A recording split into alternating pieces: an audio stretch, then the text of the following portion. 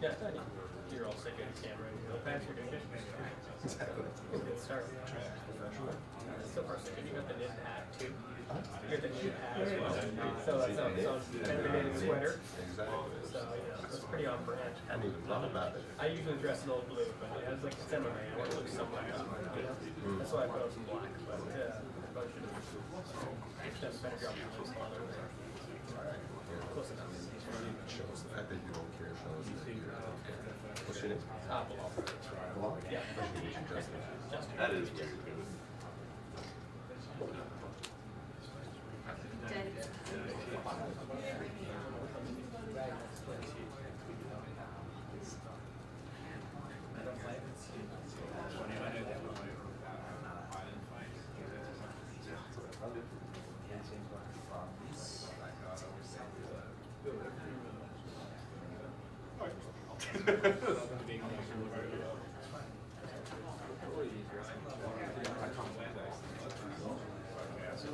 So my I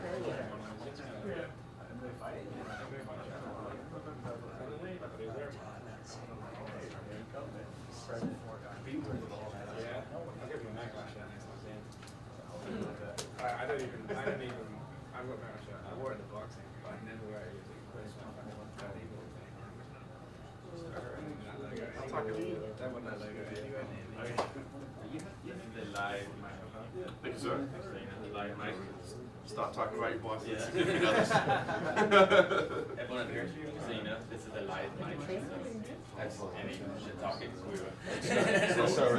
Everything is awesome. If anybody was wondering. Everything.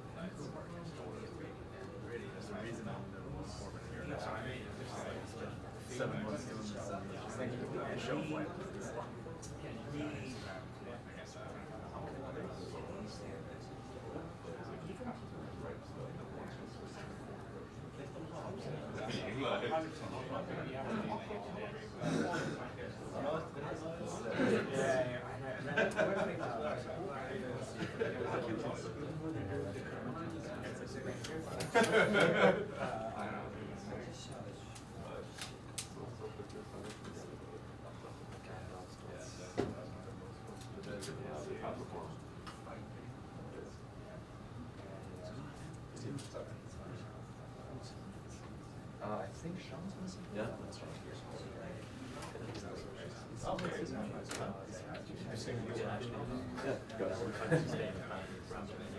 Oh, cool. Thanks.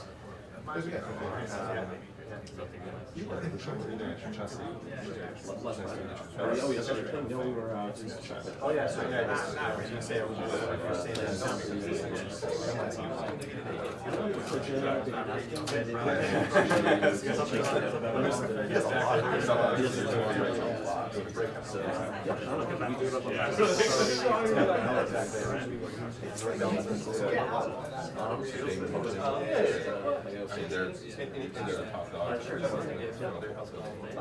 It's kind of hard. Exactly. I mean, Jim is a globetrotter. He's all over the place. I don't know what you're gonna. Oh, yeah. That's just me. Very nice. Hesitating to hear this month. Being a Canada player, I think this has a slight edge. No offense to Volkan and Anthony. Microphone. So we're rushing right over there to see Dana's. What's that? See Dana's Colorado.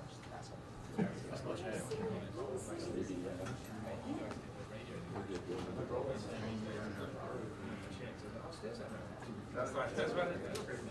See you later, man. Yeah. My friend worked with she just confirmed this for my show all the way here.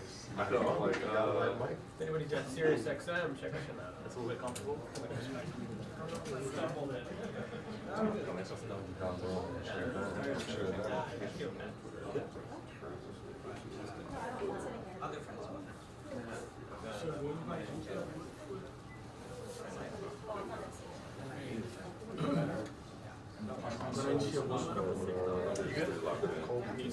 yeah, I was trying to get, so I can get my foot in there, because I'm gonna end up kicking it. Yeah, that's what I was trying to do, just rotate it. That's good. Hi. 10 minutes, gang. Alright, give us 1 second, please. 1 second.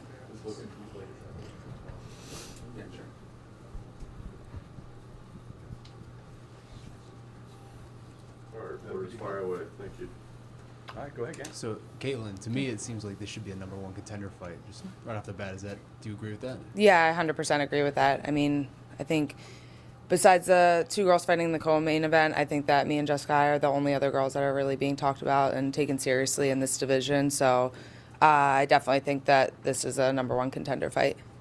Jessica has a pretty outspoken personality. Has there been any back and forth leading up to this fight, or has it just been sort of business as usual like your other opponents? Yeah, I mean, business as usual. It's kind of, I just come in, I train, I show up to fight. So it's kind of hard for her to, like, you know, talk crap if I don't really give her anything.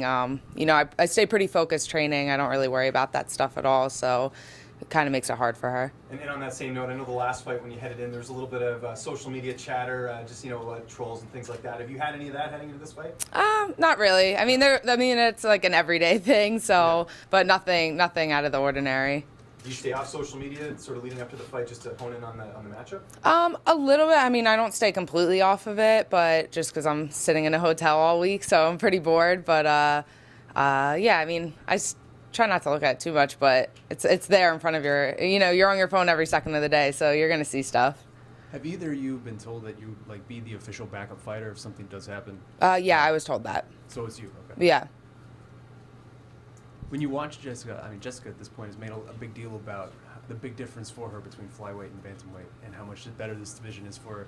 When you watch her and her performances in this division, do you see any difference between how she used to be at bantamweight? Not really. I mean, maybe she has some inner confidence and that makes her feel better, but a lot of the girls in the top 10 are from 135 coming down, so, I mean, I don't really feel bad for her because we've all been there. We just all don't complain about it all the time. You know, it's business. You chose to go up to 135, so you can't complain about it if it was your choice. No one forced you to go there.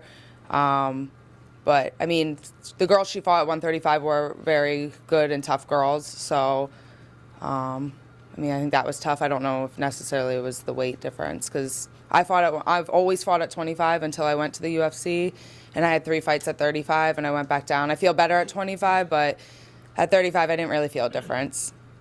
I mean, you've got some really big wins in your career. Eubanks, Lauren Murphy.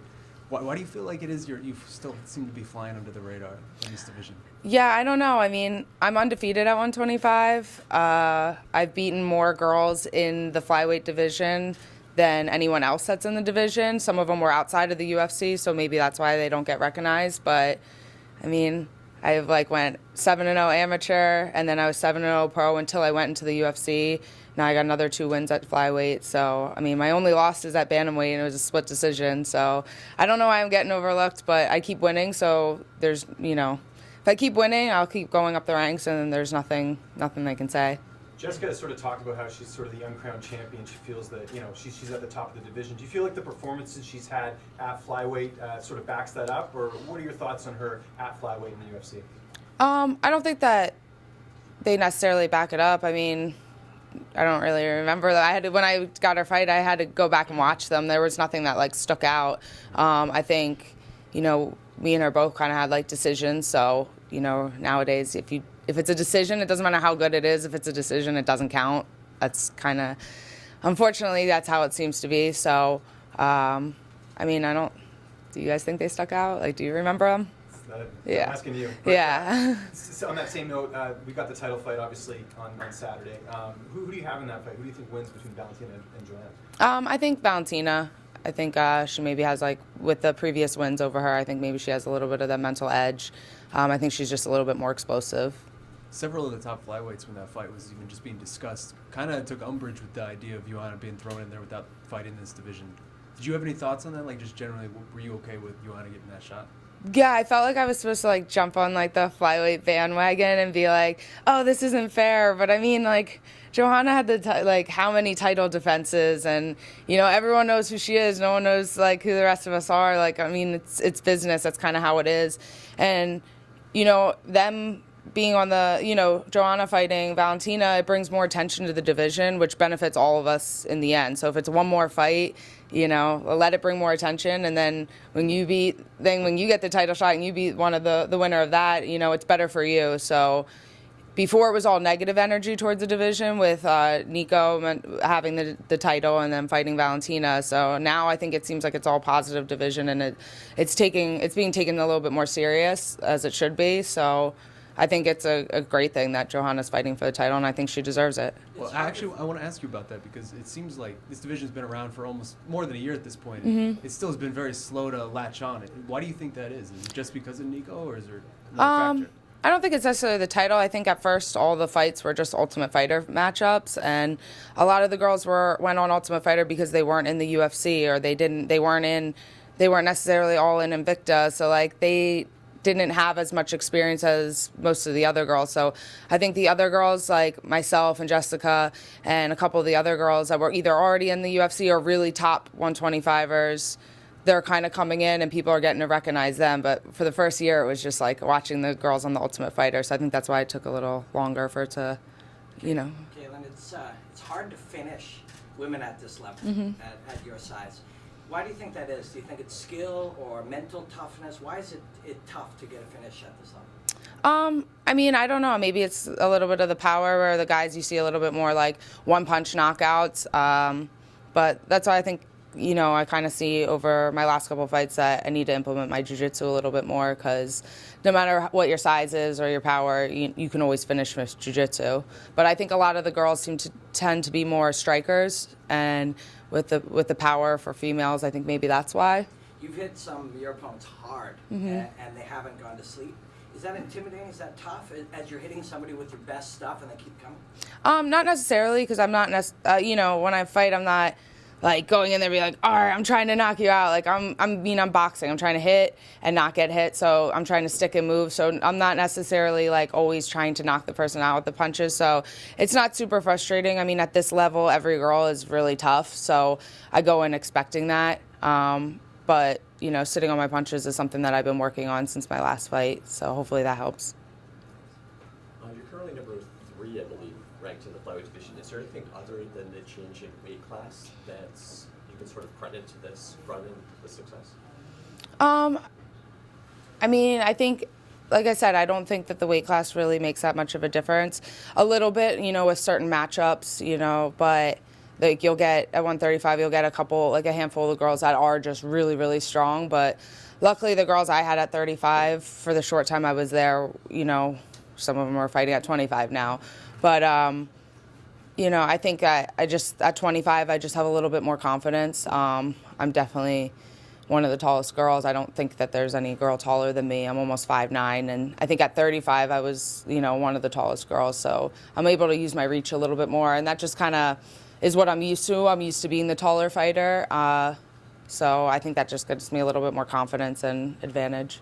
What do you weigh when you step in the cage? Probably about like 10 pounds heavier, like 136 and 37.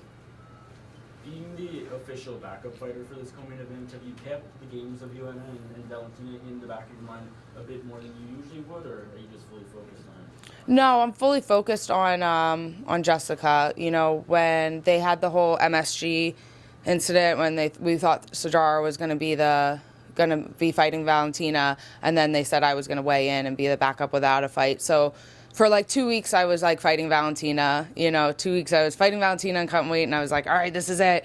I'm gonna be fighting at MSG. So I got enough there. I spar a couple people regularly that are lefties, but when they said that I would be the backup, I didn't want to focus on Valentina and get ahead of myself. I want to focus on Jessica Ai, because I try not to just focus on the opponent, but rather me. So if I prepare for Jessica Ai and then something happens and they switch opponents, I'll be prepared the best that I'm prepared. I always have good conditioning, so if it goes from 3 to 5 rounds, that's usually better for me. I prefer 5 rounds.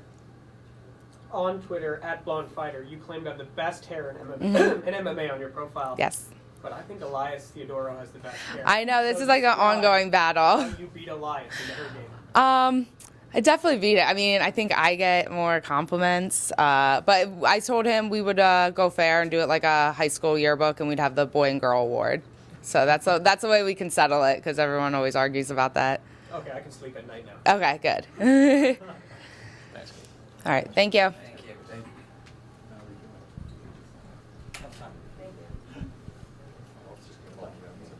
That's why I work for a company.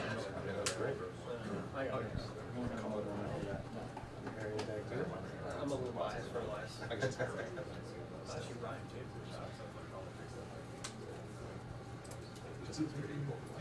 Pull it off, please. Just shoot that opening.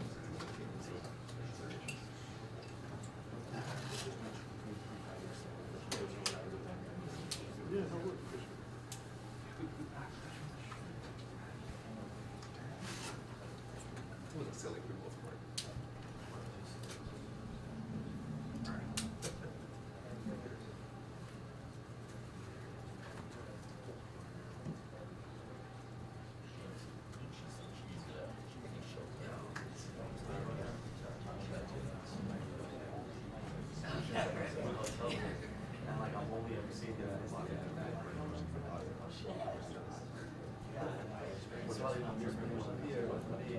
Steven knows too, because he's a good teacher.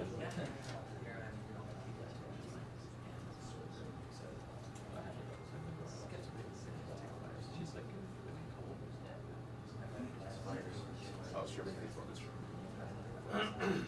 It's really Alex.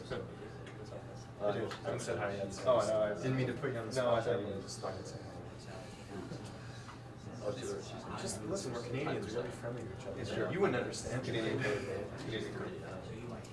Alex, damn rounds. High five everyone. High five everyone. Give me a hug. I have no Canadian first. I'm not asking too much. Just an introduction. Give me a chest bump. Forget it,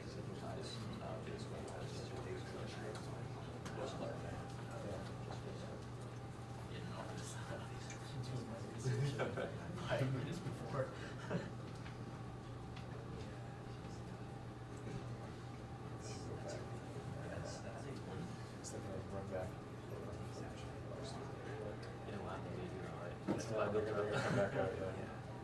Dude, that happened over the summer. I like, when I did the 26. Somehow I completely was clear the round trip and came back. 2 weeks later. Yeah, you just had me.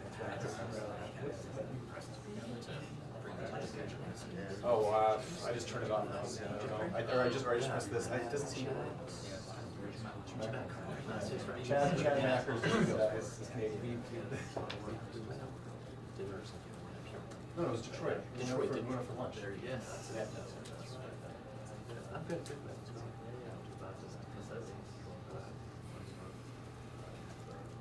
It seems kind of weird. How far was Brampton from both?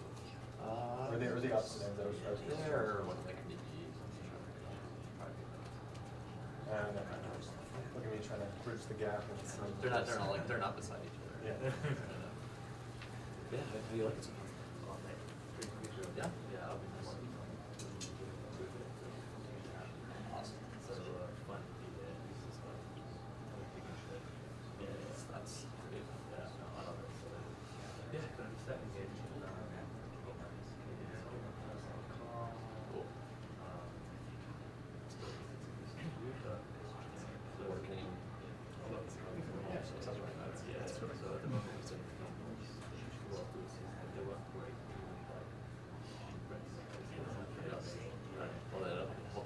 stuff. Get to sell him and figure out where we want to do in that line, in a position like Toronto or something. It depends on what she makes. If she ends up and she's done, well, she's done. I had to do closer towards that. So this depends what she wants. I think that was the time. So she can work from home, but jump ahead of your game.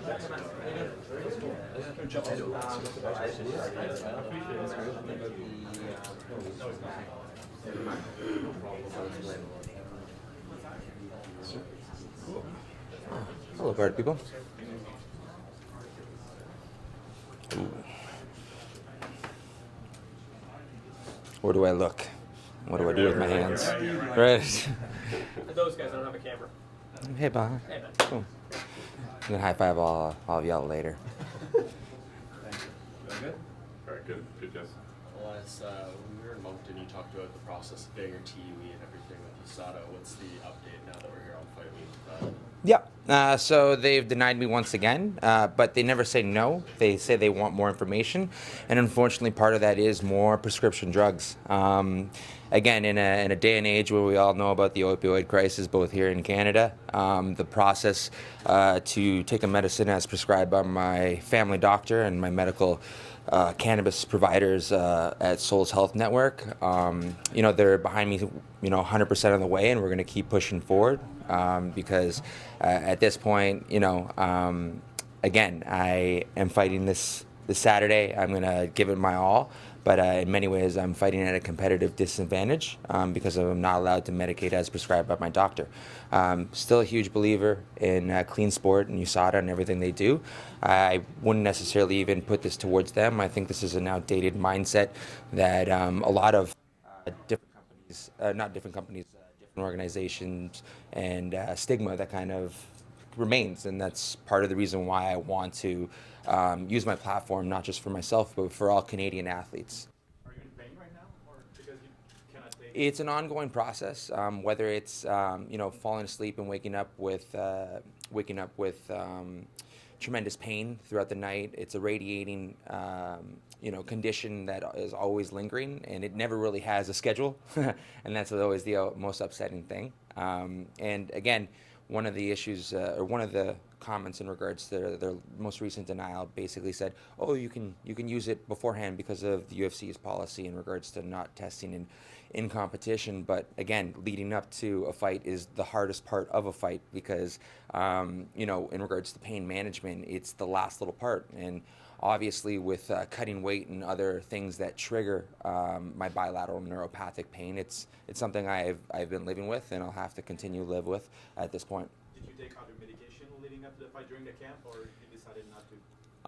What's it called? There's certain medications that don't really, take on the full brunt of it, but it's, again, something I just have to deal with, and it puts me at a competitive disadvantage compared to other athletes that can medicate with more first-line medications, like Vicodin. There's been a lot of talk heading into this fight on social media and everything like that. Usually you're the one who's doing it and the opponent doesn't reciprocate, but you've had that in this fight where Eric sort of chimed back. Do you like that heading into a fight like this, the back and forth? Yeah, no, what's it called? It's friendly back and forth. There's no real animosity or whatever like that. He's a competitor through and through. He's going to try and knock my block off, and I'm just going to show him the difference between chess and checkers. How much do you feel like him having that fight recently against Thiago Santos, which was a grueling fight for him, and having this quick turnaround fight, he was going to play into your favor on Saturday? I still think he has a very the mentality of his is very much pressure, very much going forward, and like I mentioned, he's going to try and knock my block off. That's his shtick. He's a southpaw. He's left-handed, and he'll throw 3, 4, 5 lefts in a row, and that allows me to know kind of what is up. Obviously, in regards to his own health, that's up to him. He took the fight, and I'm very grateful for it. He's a competitor through and through, and a true fighter. I really love his hunger and his, mentality of I'll fight anyone everywhere. But unfortunately, that's here and against me, and that's in a losing factor. Elias, you're It's 18th fight. It's your 18th fight. Do you walk around feeling like a veteran? Slowly but surely, and part of that is the aspect of it allows you to truly believe in yourself, and the proof's in the pudding. I've had my hand raised more often than not, and even in the losing fashions that I did, there was much to learn from and much to be proud of, and I'm going to be bringing it all back full circle in Toronto, my hometown, and I really I'm looking forward to the win because that's what's going to happen. When I started talking to you, you were 1-0. Yeah. You were 1-0. That was only 5-6 years ago? Give or take, yeah. Yeah, it's absurd, man. You should be very proud. Appreciate it. Again, it's one step moving forward every single time. I have a tough competitor in front of me. But with that being said, I also have enough mat time, and I think that's where my advantage kind of really hangs in. Eric's obviously taken on some really great fighters. We have a fighter a mutual fighter in common in regards to Thiago Santos, but he made the same mistakes I made 3 years ago. So I think that competitive advantage is definitely there. He's a raw, talented athlete, but there's many different things, there's many levels to the difference between a great fighter and an athlete. And again, I think the aspect of being in there for so long makes me a more well-rounded martial artist. Elias, you're on like a really nice run now at this point. 4 wins in your last 5. Where do you feel like you stand in this crowded middleweight division at this point? Well, currently 13th or 14th, obviously. And, Eric Anders is a very tough individual. He's just about right up there. He has that killer mentality, as we've seen in regards to his debut against Rafael Natal.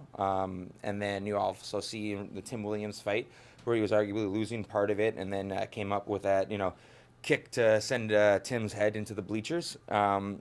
So, he has a tough mentality to him, and he's a badass. But I think, again, time and time again, I've been in there with, more well-rounded fighters, tougher fighters, collectively in regards to my overall record.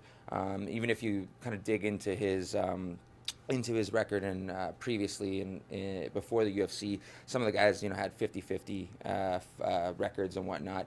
But that is still mat time that allow him to, get into his rhythm and get into his style. It's a ferocious style that puts pressure. But I've been here before, and I'll keep being here because I'm in top 15 and soon to be higher.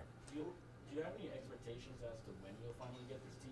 Because I know you've said you think you'll get it, but do you have any ideas as to when that'll finally happen? Yeah, part of it is it's quite obvious that they don't want to do it because the precedent that it'll set, not just for myself, but for many other athletes, because it will create an avenue for and a roadmap for them to do it. So again, my next fight is against Eric Anders, but it's not just against one man, it's against the stigma of medical cannabis. I'll keep pushing forward because this fight is bigger than myself. Obviously, we're fighting in Canada, and Canada finds itself as in the forefront of breaking down prohibition, and that has in many ways not only encouraged me but almost put me in an obligation to fight for others, and that's where I want to do with my platform. Two-part question, Elias. Are you hosting an after party after the fight? Yes, I am. One would argue the after party is my body, but joking, half kidding. What do you call it? It rhymes, whatever. But yes, I'll be fighting at the Pint. It's right attached to the Skydom. I still call it that. And you're all welcome to come and have a beer with the winner. Okay, part 2 is how do I get on that? But okay, I got You can just reach me. You got my number. I know it. Okay, thank you. Slide in my DMs. You cut a lot of weight, and I know one of the guys that's helping you for your weight cut is Aaron Jeffrey, your teammate, who also sort of does the nutrition side of things. What about him makes him the best guy for the job to help you with this? Well, obviously, going back even further than that, it is my 18th, 19th fight coming up, and I know my body. I walk around 200, 215 pounds normally, and it's just a process that you just have to. At this point, I better know my body, right? So Aaron Jeffrey, obviously, he's a friend, a training partner, and he's a whiz in his own right. He'll be here during, the Monday Monday, the Friday weigh-ins, early weigh-ins, and then other people that I've been able to work with in regards to a friend and a former coach, Lachlan Chang, who's a wizard in his own right, and then also someone that's working with Caitlin Coolidge. Did I mess up her name? Coolidge? I always mess it up. There you go. What's it called? Guys, I get hit in the head for a living. But point being, what's it called? Her nutritionist as well. Tony Ricci is someone that I've also worked with. So in many ways, as someone grows as a martial artist, personally, they travel. Like one of the things that I've done is travel and learn from the best from all over. And whether it's from Aaron Jeffries or Tony Ricci, I've been able to, learn from the best. Another guy that I know you've trained with before is going to be making his UFC debut, and Kyle Nelson. Just tell people about Kyle if they're not familiar with him. He's got a big opportunity on Saturday. Yeah, big opportunity, huge heart. Obviously, taking a fight on such short notice. Always fear a man that is willing to take a fight on short notice because they're at least mentally ready. Did you watch Deontay Wilder and Tyson Fury fight? Yes, I did. The harder, majority of the highlights in regards to all. The harder that Wilder tried to hit Fury, and the more frustrated he became, the harder it was to hit him. That's Elias Theodorou fight. Yeah, I think there's actually even a tie-in because I believe they're both from Alabama as well in regards to Alamadas from Bama. So again, he's a tough competitor who's going to try and knock my block off, but you can't hit what you can't catch.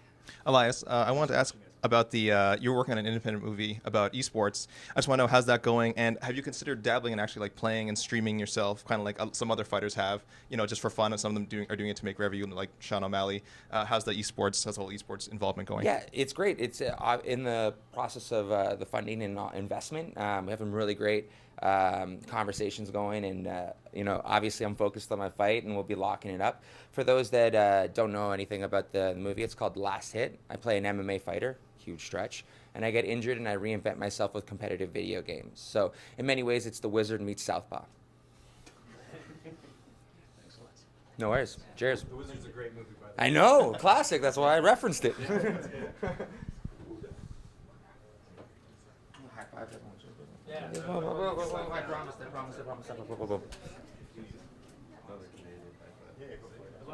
Thank you.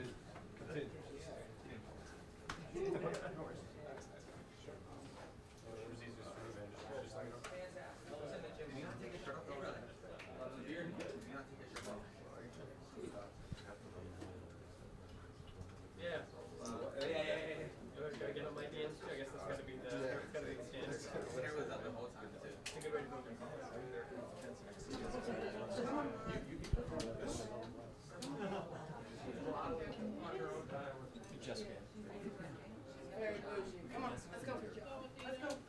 Come on, let's go. Come on. Oh my God. Sit. That's adorable. Hey, Athena. Sit. That is adorable. Pretty much don't do anything without my dog, so We all she's good? the reason I'm not crazy. Hi. Yeah, go ahead, Sean. So I want to start asking you the same question I asked Caitlin. To you, to me, this feels like a #1 contender fight. To you, does it feel the same? I mean, it's gotta. We're on the same card as the championship, right? It would seem only fair. Caitlin was, when I left to come up to bantamweight, she was the girl at flyweight that everyone, knew about most. So, yeah, I do believe so. How does it feel to be back in Toronto? I know you were here when you were younger. Does it feel, obviously feels a bit different this time for business? Yeah, I think the last time I was here was when my 19th or 20th birthday, and I did the whole hey, let's go to Canada and drink because I'm from Cleveland, so it's only a couple-hour drive away. She's gonna come say hi to all you guys, so feel free to say hello. Okay. She's a social butterfly. No, she's fine. It's really fun watching you fight because it looks like you like being in there. That's where you want to be. Yeah, I feel more comfortable now. I don't know if it's just, it's came with age or it's come with the weight class. I should have never been a bantamweight, and I feel like everyone's judging me based upon my bantamweight years and then, forget that I did a lot of really great things in the years that women's MMA was pretty much nothing. Before the Gina Carano's, when there was Debbie Purcell and there was myself who, were the front runners for really women's MMA. And, being one of the first females to fight in Ohio, and let alone even in, the United States, I'm kind of utilizing the underdog thing, the underrated thing. So, I mean, I've enjoyed being in there at 25. The weight cuts make me hungrier, makes me, want to prove something to myself. That all of this dieting, all of this regular training it means something. There's tons of challenges to trying to become a professional fighter. When you started fighting, it was 10 times harder for women. Yeah. I mean, when you go into a gym, they're like, wait a minute, what does this chick want? Why is she here? Like, this is like, this is Sausage Fest Central. You know what I mean? Like, we don't want a chick in here. Like, this is where we get to go be men, talk like men, do that. And then, you get a female that comes in there, is like, listen, like, I'm not here because of you. I'm there because of me and because of what I want to do. So I was very fortunate at the early years of when I decided to do this, that a Team Strong Style really just opened the doors and we're like, hey, you know what? This chick has really got some skill and, she's got an amazing backstory and we want to help her utilize, the negative things that happen and turn them into a positive. And why did you want to fight in an environment that was that prohibitive to fighting for you? It comes from a childhood. I've never really spoke a lot about it. I think there's been some, lots of controversy people have heard about, me and my father. I was raised in a very abusive household. My dad was an old school tradesman, so he was a very, very tough man, and he got kind of thrown into fatherhood in a way that I don't think he was really quite ready for. And then you get a female just like him who's very strong-minded and very tough, and it was definitely a challenge. And when I left home at 18, I found Strong Style and I found fighting, and was still kind of mixed up at that time in life. I enrolled myself in college because I thought it was the right thing to do. In all reality, it wasn't what I wanted. I was just trying to find myself so that when I found fighting, it was like a way to express myself. And I've, grown up and found those challenges even through my 20s. It's like, you don't really understand how important your 20s are. Then you get in your 30s and you're like, oh, it all makes sense. That's why it all happened. Hi, Jessica. Caitlin said she's been selected as the official standby should Valentina or Joanna be unable to compete for whatever reason. Do you know if you were in the running for that? How much do you know about that situation? I mean, what am I supposed to do? Hope for it and it not happen and then be disappointed? I mean, I went after my last fight and I went and renegotiated my own contract manager list. I asked Dana right away. I had a great meeting with him and I said, first thing I said to him is, I want the next title shot. He goes, I can't do that, Jess. I'm like, why? You do it all the time. Why not? So I knew then, that I wasn't going to get it. So, I mean, it's worth asking for. I know that everyone always says, like, oh, you're only as good as your last fight. Then if that's the case, I've won both my last two fights. Why am I still being held to the same standards of when I lost at bantamweight? And not to mention, I took all of those girls to decisions, and I didn't fight to the level I'm fighting at now because I didn't trust myself. So if I could, go back and redo it, I think I could win those fights. And, I mean, look, if I don't get the title shot the next time, then we just keep going. We just keep chipping away. We beat all the girls they put in front of us. And then what can you say when you win? What did you think of Joanna getting the next title shot without having to compete at flyweight? I think it's terrible for our weight class. I think that those kinds of fights are what, maybe I don't even know that the fans really care to see, but it mixes up the division. Like, if you want these divisions to have true stances and you want to go to, like, oh, this is the world title, or this is, a stable weight class, then you can't be mixing people up. I think that it wouldn't be what I wanted to do. So, I mean, no. Did you feel like she should have had to fight at least once at 125? Is that what? I mean, didn't she lose her last fight? How does that happen? Well, she right? beat Tisha. Right? She beat Tisha. Tisha Torres, but the okay. before that to Rose. Okay. I mean, again, I think that I don't think it was fair, but I mean, who am I? I mean, I can't. I'm just another, flyweight in the division. I don't have any say-so. Just have to go out there and win fights, and then there's not really much to be said. I mean, you were a big in the sport. Being in the sport for a long time, being one of the pioneers to, sort of put your name up there. Do you feel like your experience will play a factor in this fight? Just the level of competition you fought and just everything you've been through in your career. Yeah, I do. I mean, I don't know what Kujagin's been through, So I mean, I can only think that, and only believe that I am fully prepared and all levels and the experience level, even just, having so many UFC fights, being in a position where, I was close to a title fight. Just like when I fought Misha, I remember being at the Misha fight and being like, you know what, like, I'm so excited to be here. Like, I'm going to get the next title shot. Like, I'm going to beat her. And then we're winning the whole first round. We're just smoking Misha in that first four, just showing him, like, how good my hands are. And then I remember stopping in that fight, and I was like, when my back was close to the cage, I'm like, all right, I'm gonna show my wrestling, how much I've been working on it. And I stopped, and I started thinking instead of doing, and she cracked me, put my butt on the canvas, and I was like, whoa, wait a minute, that's never happened. So I think the last time compared to this time is that I was happy just to be considered for something.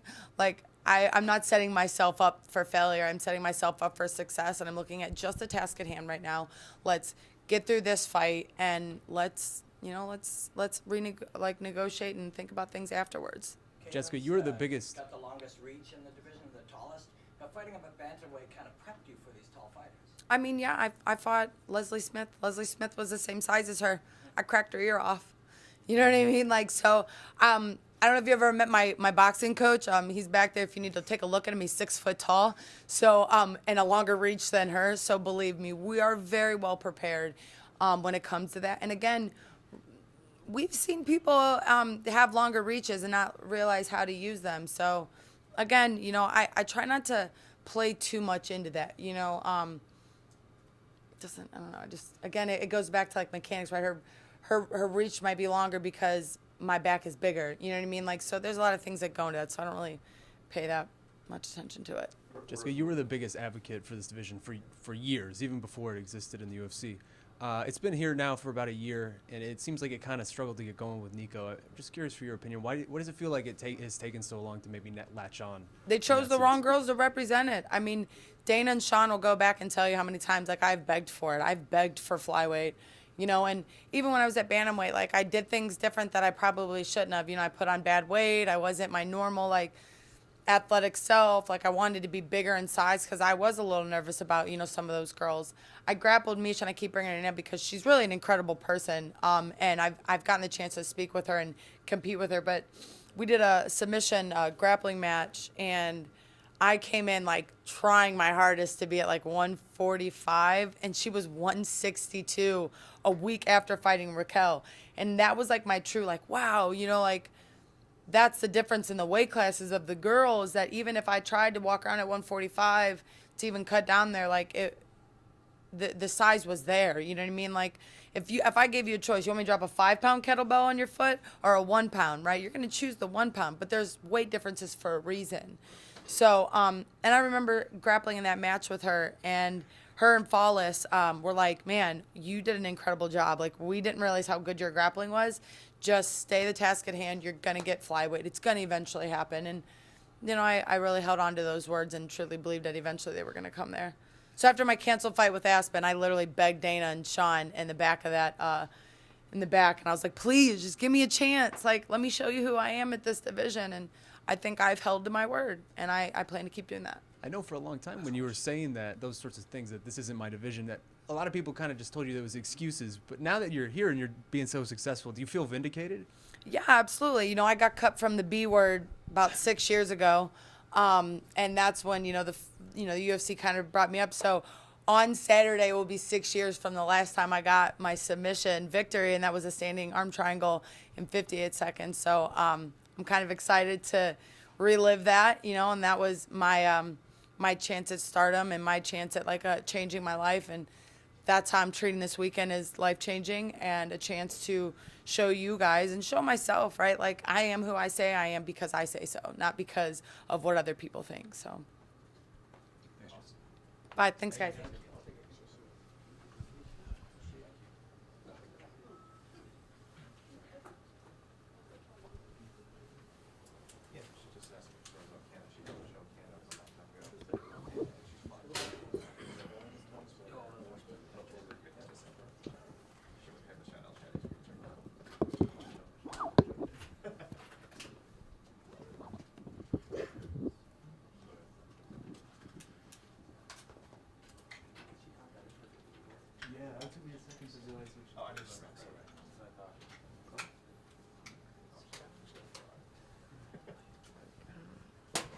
Like I committed a crime or something.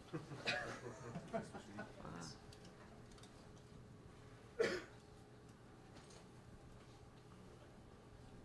Pode começar fazendo uma pergunta não muito sobre a sua luta, mas sobre uma luta que está interessando pra gente muito, principalmente no Brasil, que é esse corte Amanda Nunes. Uma pergunta muito fácil de responder. Quem vence, por a importância dessa luta para o MMA feminino? Eu acho que essa luta é muito importante para o MMA feminino, porque é a resposta de todo o nosso trabalho dentro do MMA, né? A gente tem aí duas brasileiras no topo do mundo fazendo uma super luta, fazendo uma luta super interessante. Coisa difícil de acontecer no Brasil e hoje está acontecendo no mundo inteiro, né? Eu acredito que a Cris seja mais forte, maior do que a Amanda. E eu acho que a Amanda tem sim técnica para ganhar da Cris, mas eu acho que a Cris leva essa. Claudia, what are some of the key things you have to do to defeat Nina this Saturday night? Nina is a kickboxer. She's a striker. She don't like the MMA game, you know, and I am a well-rounded fighter, and I feel like MMA is the key to beat her. This is a really huge opportunity for her. I think some people were surprised when they booked this fight. Do you feel like she's on your level, like among the best in the division? There's levels for this game, you know, and I feel like Nina is a great fighter, but I'm a top 5. It's different, you know. There's levels to this game, and when I wanted to fight, she was the only one stepping in, so I took the fight. Was there any hesitance on your part to wait for someone higher ranked, or is that just you wanted to fight and you needed to fight, so you just took it? I wanted to fight someone high ranked, but there was nobody for this card. There was nobody on that time, so I just took that fight. You mentioned there's levels. You fought for a title. I mean, you've been in there with some of the top competition. How much do you feel like that will play a role in the fight on Saturday, just from an experience standpoint? I have way more experience than her. I feel like I'm better than her. I'm well-rounded. I know everything that can happen in there. We trained together in the past, and I feel like I'm way better than her. How long did you train with her? Like 5 years ago. Oh, really? Okay. Yeah. And how did that go? Where was this? At American Top Team? It was Masters MMA in Miami. You know, because I'm friends with Amanda, and I went down there as in vacation, and I ended up training with them. Okay. Was there any hesitation to take the fight just because you guys had trained before, or I guess it's all business? No, it's business. Okay. When you guys trained together, what were your impressions of her when you got in there and felt what she was about? That's what I know about her. She's a striker. You know, she's a good striker. But we're not fighting Muay Thai or kickboxing. This is MMA. Do you think training with her has helped you going into this fight, stylistically? Well, it's been a long time, you know. It's 5 years ago. We were not even in the UFC. So I love fighting strikers, you know, and I don't even think about it when I have to fight a striker. I love fighting them. Claudia, I know you filmed a show in Canada a few years ago. I believe this is only your second time fighting in Canada, and I don't know if you've been here in December. I see you've got the fur on. How are you enjoying this experience so far? I left the hotel on the first day I got here, and that was it for 10 minutes. You know, I'm from Brazil. I don't like that weather, so I don't want to go out there. One of your past opponents, Joanna Jędrzejczyk, is fighting for the title on Saturday. Were you surprised to see her get that shot, just seeing how she lost 2 straight not that long ago? I think she deserves to get the title shot, you know. The division is new. The 125 division is very new, and we need good talent for that division, and she deserves to be there. Is there any thoughts of you going up to 25 at some point? I'll go down to 105 if they open up. Oh, really? Okay, Oh, so yeah. the other way. Uh-huh. Would you be more likely to go down there than come up to 25? I would go up. Depends on like the time and the opponent. You know, I'm not sure what I'm gonna do in the future. You know, I feel good in this strawweight division, but I'm so light for that division. You know, I feel like I can do 105 easy. You had a really close fight in your last matchup going to the judges' scorecards. Is the plan to try and get a finish this time around just so you don't leave it in the hands of the judges? I'm not even thinking about that. You know, I had a very bad injury 10 days before my last fight, and I had surgery right after the fight. So I'm not thinking about the results of my last fight. It's the past, and I'm focused on the next one. Do you think the UFC will consider introducing an atomweight division anytime soon? I hope so. I would go for the title right away. If you win this Saturday night, are you looking for do you believe you should get a title shot after this victory? I'm concentrated in getting better and learning more about the sport. You know, I'm in the sport for so long. It's been 10 years fighting MMA, and I started fighting when we used to think that MMA was a street fight. Now I gotta understand, and I am understanding and learning about MMA as a sport. So I'm learning a lot about myself, learning a lot about my skills, about a lot of things, a lot of new things in my life right now. So I'm concentrating in each opponent at a time. So I don't know what's going to happen next. Where did you train for this camp? In Las Vegas, in the UFC Performance Institute. Yeah. How much of a benefit has that been, just getting all the services there and being embedded in Vegas, getting to use the the cafeteria and all that stuff?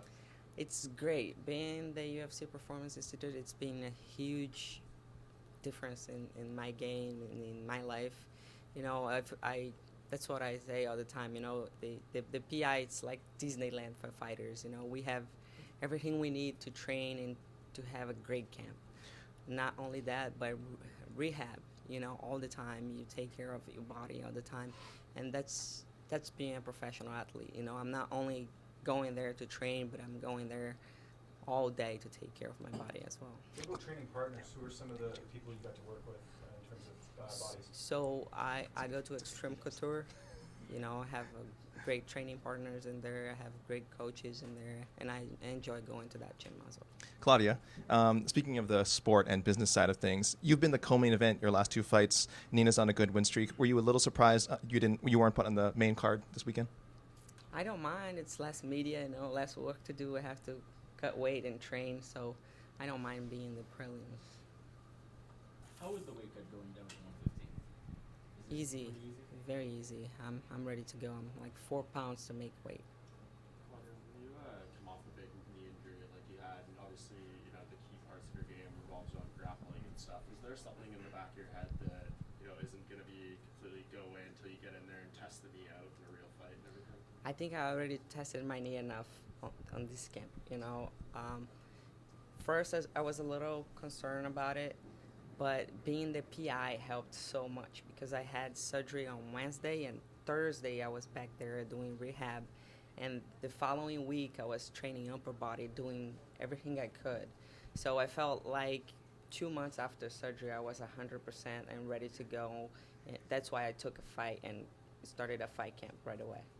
Claudia, living in Vegas, you must get so much support, and when you fight in Brazil, you get so much support. Have you considered pandering to the Toronto fans now in front of the media to get similar support for Saturday? And if so, please proceed. I feel great here. I feel great in Toronto. I know a lot of Brazilians live here. A lot of people message me, so I'm very happy to be here and back here because I fought here in 2011. So I'm sure I'll have a lot of fans here. Claudia, Brian Ortega's on this card. I think you're known somewhat for your Instagram comment where you said that you wanted to have his babies. Have you seen Brian at all this week? Oh my God. Yes, I seen Brian around. Did he say anything to you? He's my friend. Okay. Thanks, Thank you. Oh my God. It's hard to ask. I don't think that's my question. She said it. It's clear as day. It's still there. All right, guys.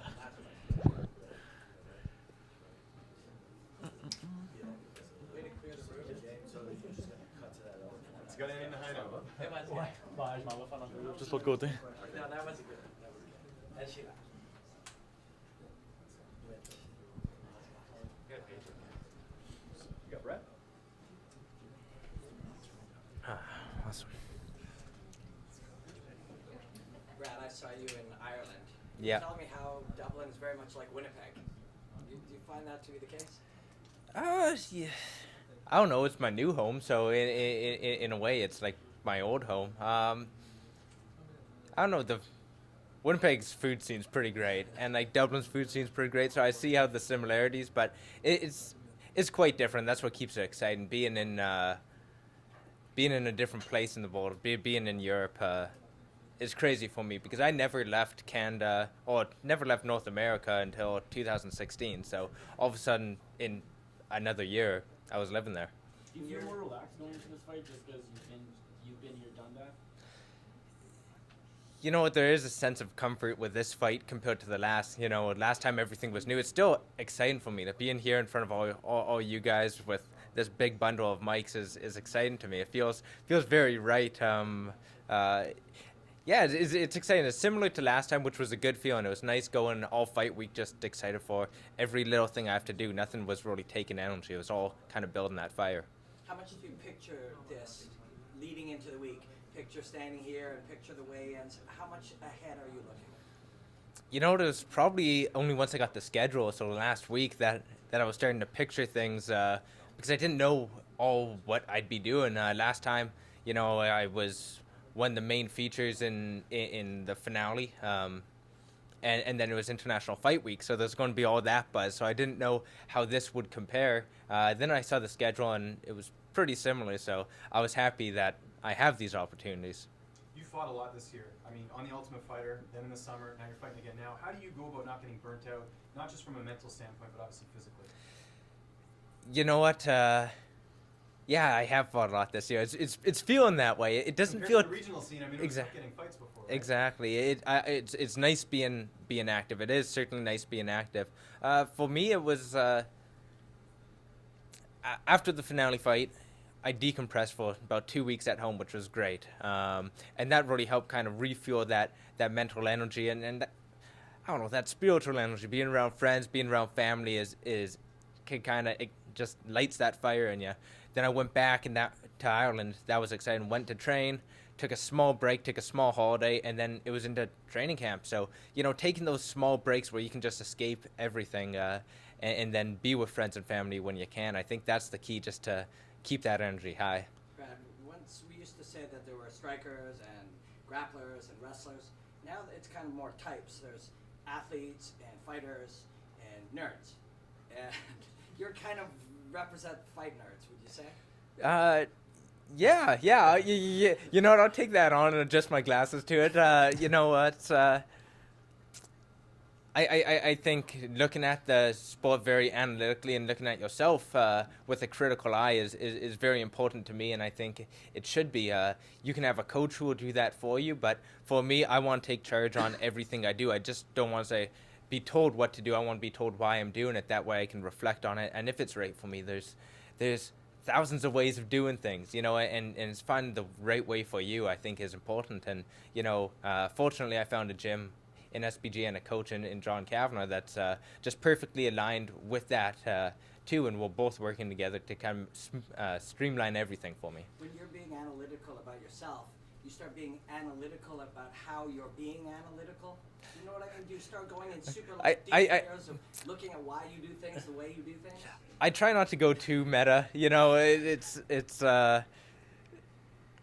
you know, looking just being critical on yourself and being critical on your training, knowing that you're getting the best that you can that's around you. You know, I have a lot of great relationships now back home in Winnipeg and in Ireland. I'm just looking to keep on building those. That way I can take exactly what I need when I need it. Do you feel like we're going to see, I mean, you had a great performance in your debut, but do you feel like we'll see the real Brad Katona, just the fact that you're fighting at bantamweight for this? We saw you fight at featherweight, now you're fighting international weight class. You know, I think it's pretty hard for me to think I'm going to top the last performance, but in terms of all the preparation thus far, everything's been better. You know, last time my conditioning was on point, and this time we got lab tested and pushed that conditioning just a little bit more. We can squeeze that 10% more out of me, which is good to know.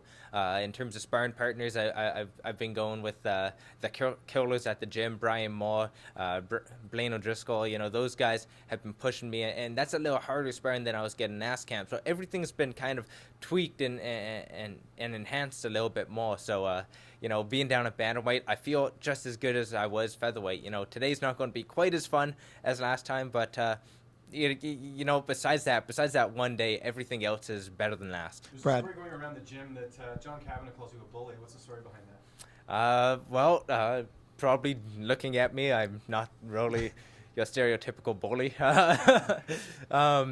You know, he's just trolling me online. It all started doing I forget what interview it was. It was just a Facebook Live, and he threw it up there to kind of see how I'd react. And since then, any live interview I've done, he's tossed something out there. So even after he asked you. So you know, it's one of those where he's throwing it out there. It keeps it fun, keeps me on my toes. I never know when all of a sudden John's name's going to pop up in an interview, and I'm going to have to answer these questions. So Brad over here. You know, I know you're always having to answer a lot of questions about your accent. Hopefully this is the last one. I know it has to do with speech therapy when you were younger, and also people thinking maybe you spent too much time in Ireland. But what I can't remember hearing is where are your parents from? Did you pick up any of that from them? You know, My mom was born in Manitoba. She moved a lot as a young girl, so she's been in many parts of Manitoba, all around Winnipeg.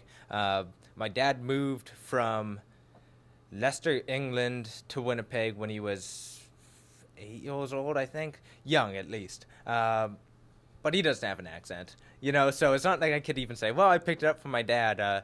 On his side of the family, I do have Hungarian roots, but none of that is really accent that's going to come into me. So we can try to clear it up as much as possible, but it's just a question I'm going to be answering for the rest of my career, and I'm comfortable with it. Hopefully not. How did you feel winning at Mario Kart yesterday? That was a pretty great feeling. It was getting the fight nerves all over again. Got my warm up in, and then went out there, and it was close, but we got it. How does a thinker get his mind just exactly right, the balance of fear and anxiety and excitement when you go to fight? How does a thinker do that? I think it all comes down to your preparation. So in sparring, you should be replicating those feelings. For me, it's very important to be doing actual fight simulation sparring. So it's me, my sparring partner, in a cage with a ref, 3 5-minute rounds, and it's go time. You're wearing your fight outfit, essentially. You're wearing shorts, shin pads, gloves, headgear, and besides the protective equipment, everything's the same as a fight. So that kind of lets you find out if you should up-regulate the nerves, down-regulate the nerves, and exactly where that perfect balance is. So that's what I did last fight, and made me go out there and what was my UFC debut and perform to my best. This is your first cut down to bantamweight since, I believe, September of 2017. Has that made it a bit more difficult just getting back down there for the first time in a while, or is Lockhart and Elite making it pretty easy? The Lockhart and Elite team are making it very easy. I was potentially concerned about it, but that's why we started about 9 weeks out. It's not like I just went, okay, normal 6-week diet and we're going to get it. We started a long ways out. That way we could monitor and make sure everything was dropping as it should, and it's looking good. I'm feeling good. I still have energy to chat with you this morning. Later on tonight, probably the energy is going to start dropping, but that's just natural, and then we're going to be down to wait for a short little while, then right back up. So everything's going as planned. I feel good, and hopefully I don't look too drawn out with dry lips or anything. Brad, this is your first time fighting in Canada since last September, I think, and also your first time fighting in Toronto. What does it mean to be competing back in your home country? Oh, it's great to be here. You know what? We pushed hard for it. Every couple of weeks we'll send out, okay, can we get on this card? And it shaped up, and it shaped up quite a bit in advance too. So I got another full training camp. Not every fighter is that lucky to get, I think it was about 9 weeks, to prepare for it. So I'm very fortunate there, and it's exciting to be on not only a big card, but a big card in Canada. In your debut, your girlfriend wasn't able to be there because she had a fight coming up. She's a fellow fighter as well. What does it mean to have her during fight week and just maybe calming those nerves or anything else? It's great to have her fight week. To me, I like keeping fight week fun, as much fun as you can. These interviews are exciting to me. Maybe there'll come a day when it's not, but for right now, I love being here, and I don't see it changing. And in terms of having her here, that means we can go walk around. We can go to the mall and just be normal people. I don't like obsessing about the fight all fight week.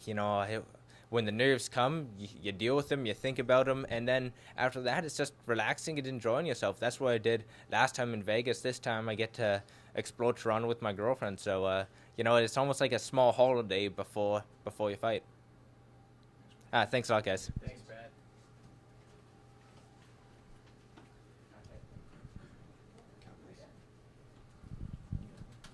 I was going to ask, though, if you thought the Leafs would beat the Jets in the Stanley Cup final, but that's too much of a throwaway.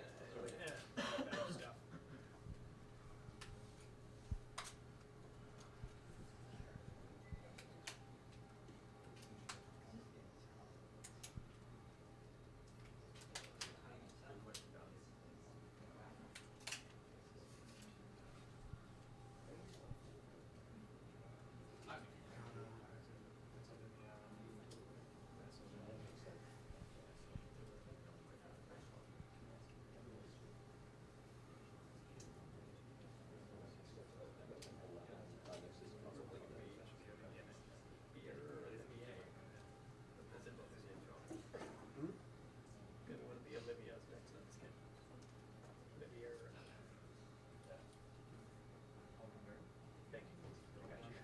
Hey, cheating here. This is not my full pin bag. So, I got you back. Yeah, there you go. You guys asked me those smart questions. I just slided a couple jokes and then Just get you gay. Yeah, Because no one else exactly. can. Worst case scenario, I'll just replay some comedian if it's not good. Just be like, oh, that wasn't really that funny. Just replay something better.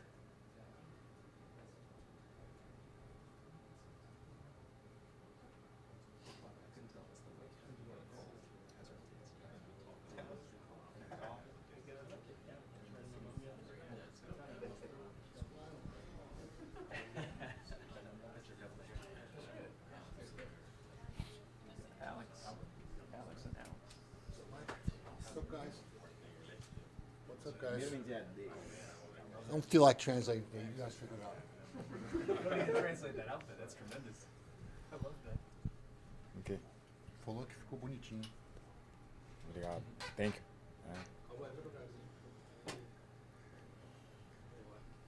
Ó. So Alex, you've very, I don't know if it's quickly, but you've really become a very ferocious contender here in this 170-pound division. But it is so deep. What do you feel like it's going to take to really emerge and start getting that title conversation where people are talking about you in that mix? Você se tornou competidor feroz nessa divisão. O que você acha que vai ainda custar a você estar, porque a divisão é muito dura, o que você acha que vai custar a botar você na discussão pelo título? A minha disposição, a minha capacidade. E, tipo, a divisão que eu gosto é lutar nessa categoria de 7-7, antes de entrar no UFC. E me dou bem, quando eu desci pesadão, em off, né? Tenho 92 kg, 93. Quando eu estava de 70, sofri em bater o peso. Nessa categoria eu me sinto bem. Eu sei que tem vários atletas duros, é difícil, mas eu estou conquistando meu espaço porque eu tenho uma produção muito grande. Eu tenho meu objetivo, é chegar lá perto do cinturão e vou chegar, querendo ou não. You know, it's my will, first of all. I know the division is really deep, but, you know, for me, this is a great division. I used to fight at lightweight, which was difficult. In this division, it's easy for me to make weight, you know. So you can expect me to be up there and people counting on me for, I will be champion in this, you know. I mean, this is a big card, and I think Gunnar Nelson is a name a lot of people know. Does this feel like the one that if you win this in a really nice way, that then you're there? Esse é grande card e o Gunnar Nelson é nome conhecido. Você acha que essa vitória em cima desse cara é o que colocaria você como contender? É um cara, porra, respeito pra caralho, um cara duro, um cara de nome. E essa é a minha oportunidade. Quando a oportunidade aparece, meu irmão, eu sei que ele é duro, eu também sou. Se eu colocar eu com ele, porque tem capacidade para fazer uma grande luta. Vou mostrar pra todo mundo, irmão. Que eu cheguei e tô aí, fazer a diferença.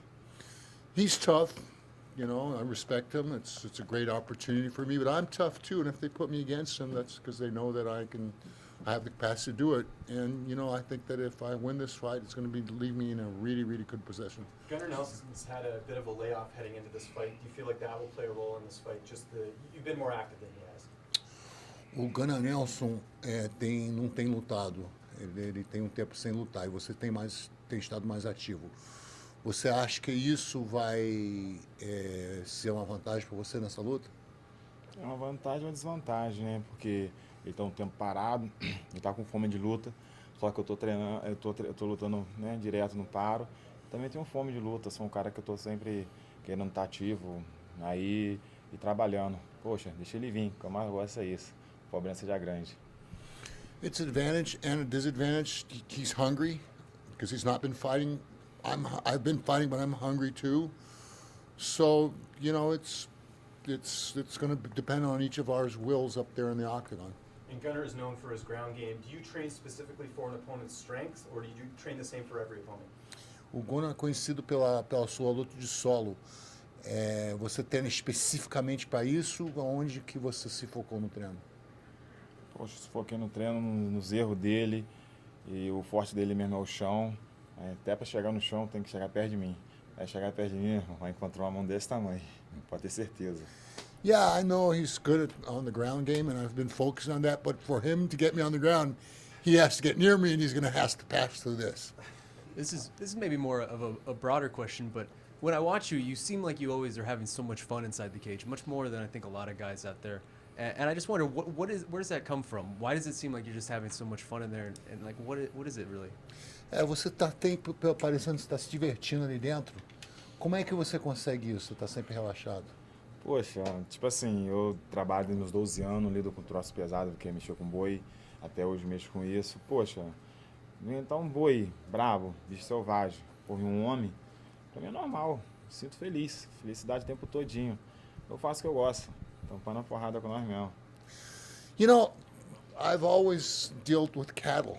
Cattle are a lot bigger beings, you know, so I'm always happy. You know, it's not that hard to face a human being when you've faced a bull, for example. You know, I guess that's what makes a difference. On that same note, it looks like Donald Cerrone is moving down to lightweight. You'll be the only cowboy left at 170. What does that mean to hold that moniker? O Cerrone está voltando pro peso leve, você vai ser o único cowboy nessa divisão. O que você acha disso? Poxa, é maneiro, né, cara? Mas eu queria bater de frente com ele depois, mas, sabe, mas se a desceu de categoria, quem sabe se essa divisão de 7-4 sair, eu vou descer também para 7-4. Se a divisão sair, a gente vai se barrar por aí, com certeza. You know, that's good, but I hope to face him once again, and who knows, maybe if this 165 division shows up, maybe we can meet there. Okay. That would be the ideal weight class for 165. Is that something you really want to advocate for, and something that you feel like should happen in the UFC, is that 165-pound class? Essa divisão é uma divisão que você realmente gostaria que acontecesse? Poxa, com certeza. Essa divisão assim, é boa pra galera de 70, né? Tem ninguém que sofre pra bater 70 e tem uma galera que, porra, sofre também pra subir pra 7-7. Mas, pô, pra mim vai ser uma boa. Pra muitos lutadores, né? Vai abrir uma nova divisão de 74. Poxa, é massa. Essa massa. I think it'd be great because there's a lot of guys that really suffer to make 155, but they're too small for the 170. So I think that there's a hole in there that would be good for everybody. I'd love it. Why do you think Dana White keeps shutting that division down? Everybody keeps asking about it, and he says it's not going to be added to the UFC. O que você acha? O Dana, todo mundo fica perguntando se o Dana fala que não vai acontecer. O que você acha disso? Cara, eu não sei, né, cara? Tomara que aconteça, né? Porque é uma divisão de 70 que todo 70 quer que essa categoria sai para ele subir, né? E a de 77 ninguém quer descer para 74. É uma categoria razoável entre 77 e de 70. É uma categoria boa. I don't know. I think it's reasonable. I think there's a lot of guys that are trying to fight at 155 that's difficult, and a lot of guys that would be better at a lighter division than 170. So I think it makes sense. What do you think of Ben Askren coming to the UFC, and is he someone you'd like to fight down the line? O que você acha do Ben Askren ter vindo pro Ultimate e você quer lutar com ele no futuro? Quem? Ben Askren. Ah, não, com ele não. Mas nem mais depois. Não, yeah, later on, not with him. Minha visão só isso, que eu vi só. Alex, sorry, Alex, speaking of a title shot, the rumors are, I know you're not a fan of Colby Covington. There's rumors he might fight Tyron Woodley next. Should that happen, would you be rooting for Colby so that you could fight him and win a UFC championship, or are you more interested in a fight with Tyron? Falar em luta pelo título, o Colby deve lutar com o Tyron. Você vai estar torcendo ele para ganhar, para você lutar com o Colby, ou você só quer lutar pelo título? Poxa, quem tiver, só quero lutar pelo título.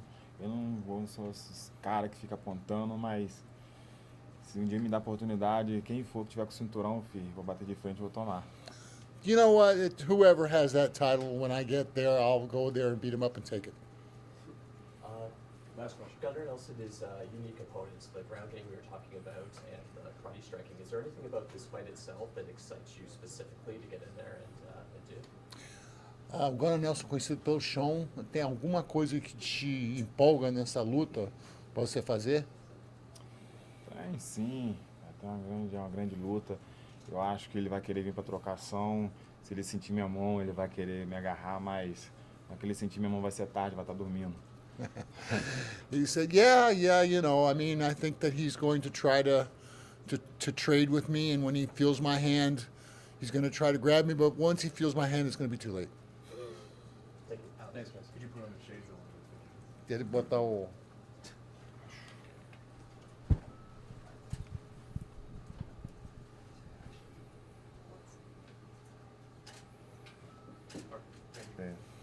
Boa, muito boa. Thank you. That's stressed.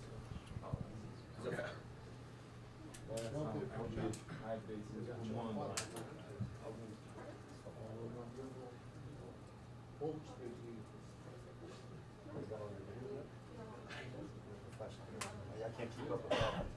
It's too tough. I'm afraid if I leave, I'm going to miss something. It's nice to have some people rolling solos. Obviously, can do it. The problem I have is the freaking has 2 cards on the bottom or something. I have to keep them out.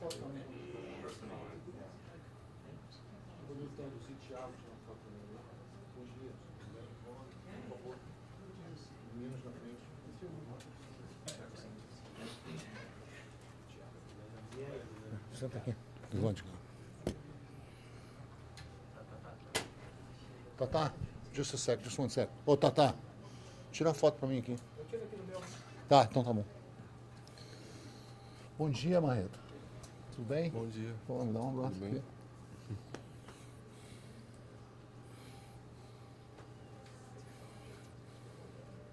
No questions? Okay, man.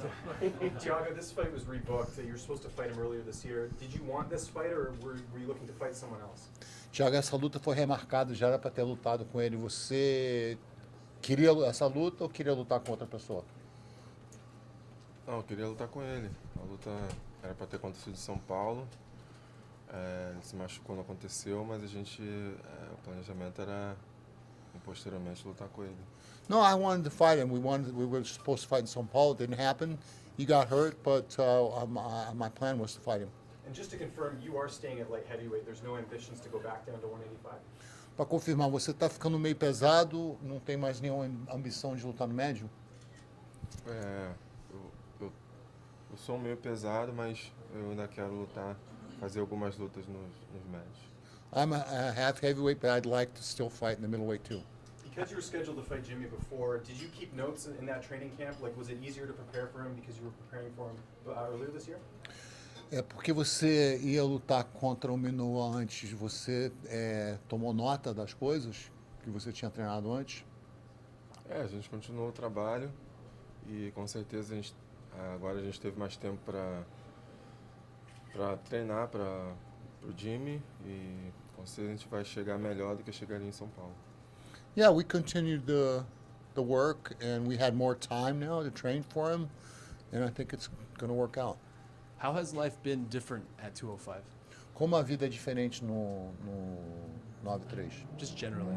Genericamente. Mais comida. Food. Food? Does that make things more enjoyable for you in the lead up to this? Faz as coisas serem mais prazerosas para você? Sim, com certeza.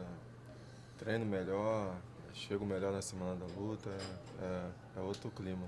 Yeah, I train better. I feel better fight week. Yeah, it's certainly better. Is there part of you that wishes you would have made this move in the past, like earlier, or are you kind of content with how it came to be? Tem uma parte de você que queria ter feito essa mudança antes ou você está contente do jeito que foi? Não, foi do jeito que tinha que ser, no momento certo. É isso aí. That was the way it had to be at the right moment. Remember, I got this guy who's a welterweight. That's true. Seeing a guy that you've beaten in Anthony Smith sort of do the same thing, go at 205, and now he's probably the #1 contender. Does that give you the motivation or any extra motivation or knowledge that maybe there is opportunity for you here in this division where... Vendo cara que você bateu como Anthony Smith conseguir fazer o que ele está fazendo na divisão, isso te dá mais empolgação para você fazer a mesma coisa? Não. Tanto faz, whatever. A motivação sou eu mesmo. No, my motivation is myself. There was a point recently where you had a losing streak, and you haven't lost since. You've been on quite the roll heading into this fight. What's changed? What's been different in terms of you winning all these fights? Você teve uma sequência de derrotas e agora você está realmente botando vitórias. Qual é a diferença de lá para cá? Tô sempre aprendendo, sempre procurando melhorar e tentando não cometer os mesmos erros. E é isso. I'm always developing, trying to get better and not commit the same errors. You were on Eric Anders' podcast yesterday, your last opponent. How did that all come together? Did you just become friends after the last fight? Você teve no podcast do Eric Anders ontem. Como é que foi aconteceu? Vocês viraram amigo? Ele me fez o convite antes de eu vir para o Canadá, se eu poderia participar do primeiro podcast dele e eu aceitei. O Eric Ennis é um cavalheiro, é um guerreiro, é um lutador respeitoso, assim como eu. Então eu tenho muito respeito por ele e estou na torcida por ele. Yeah, he hit me up before I came to Canada. He's a warrior, a gentleman, a great guy, a great competitor, and I have a lot of respect for him, and I have no problem with participating in that. And Eric's fighting Elias this weekend, another opponent you faced and defeated. Who do you see winning that fight between Eric and Elias, having fought both opponents? E o Eric vai lutar com Elias. Quem que você já lutou com os dois? Quem que você acha que ganha essa luta? Acho que quem for mais inteligente. Acho que os dois têm muito talento na parte de wrestling. É questão de estratégia, vai contar muito e o coração também. I think whoever the smartest fighter is, I think they're pretty good wrestlers, and I think that whoever has the biggest heart is going to win. When you look at Jimmy this weekend, had a Saturday. Who do you feel like he is as a fighter? Like, what do you think he does well? Olhando pro Jimmy, o que você acha que ele faz bem? O que ele faz bem? O que é a técnica que ele faz bem? Ele soca bem. He punches well. I mean, he's 38 years old now. He's coming into this fight on a little bit of a losing streak. Do you feel like his best days are behind him? Ele tem 38 anos e está chegando numa sequência de derrotas. Você acha que os melhores dias dele já se passaram?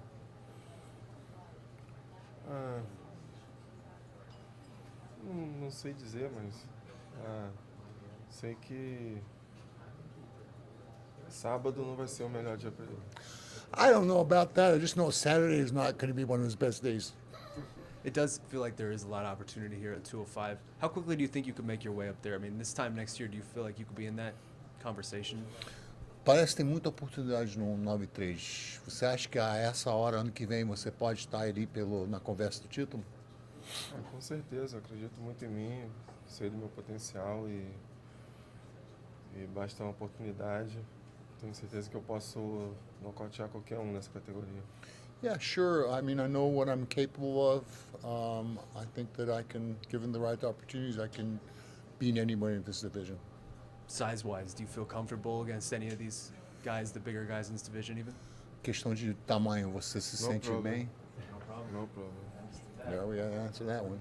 Scott, what are some of the key things you have to do for Saturday night's fight against an opponent like Jimmy? Quais são as coisas-chave que você tem que fazer numa luta com um cara igual o Manua, sábado? Fazer o que eu sempre faço, fazer ele sentir dor, como eu faço meus adversários sentir dor, e uma hora ele não vai mais aguentar. What I always do, make the guy feel pain until he doesn't bear it anymore. A lot of great MMA athletes from Brazil. Do you want to be the next great MMA athlete from Brazil as well? Is that your goal? Muitos grandes lutadores de MMA do Brasil, você quer ser o próximo? Com certeza. Estou batalhando para isso. Yeah, sure, that's what I'm working out for.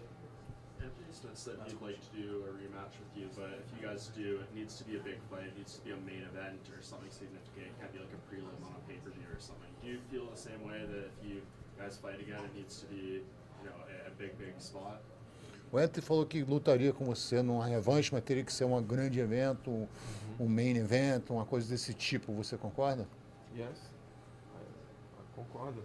Yeah, I think so. Thanks, guys. Appreciate it. Thank you, guys. Thank you. Manda as fotos para mim.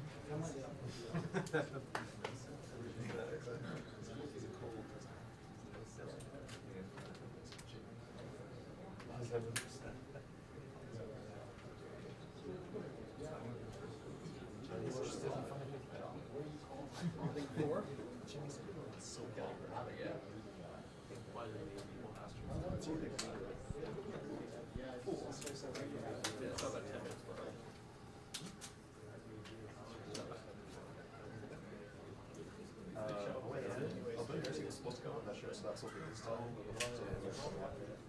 And Gunnar and Nina. Is there a way? Player can go to the center, or what is that? That's not irritating.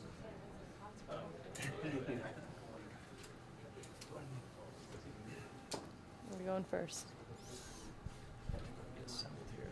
Yeah. Nina, you've now won 3 straight, and you get a really big opportunity here with Claudia. What does it feel like it's changed for you? Does it feel like things have kind of started to come together for you? I kind of took the sport a little less seriously. I know it sounds crazy, but less seriously. I was so occupied with doing the right thing, training for this amount of time, putting my body through all this stuff that I forgot like the fun of it, what I really got into it for. So once I took the pressure off of winning and the competition of it being like something that I needed to do or die, it kind of just started falling together.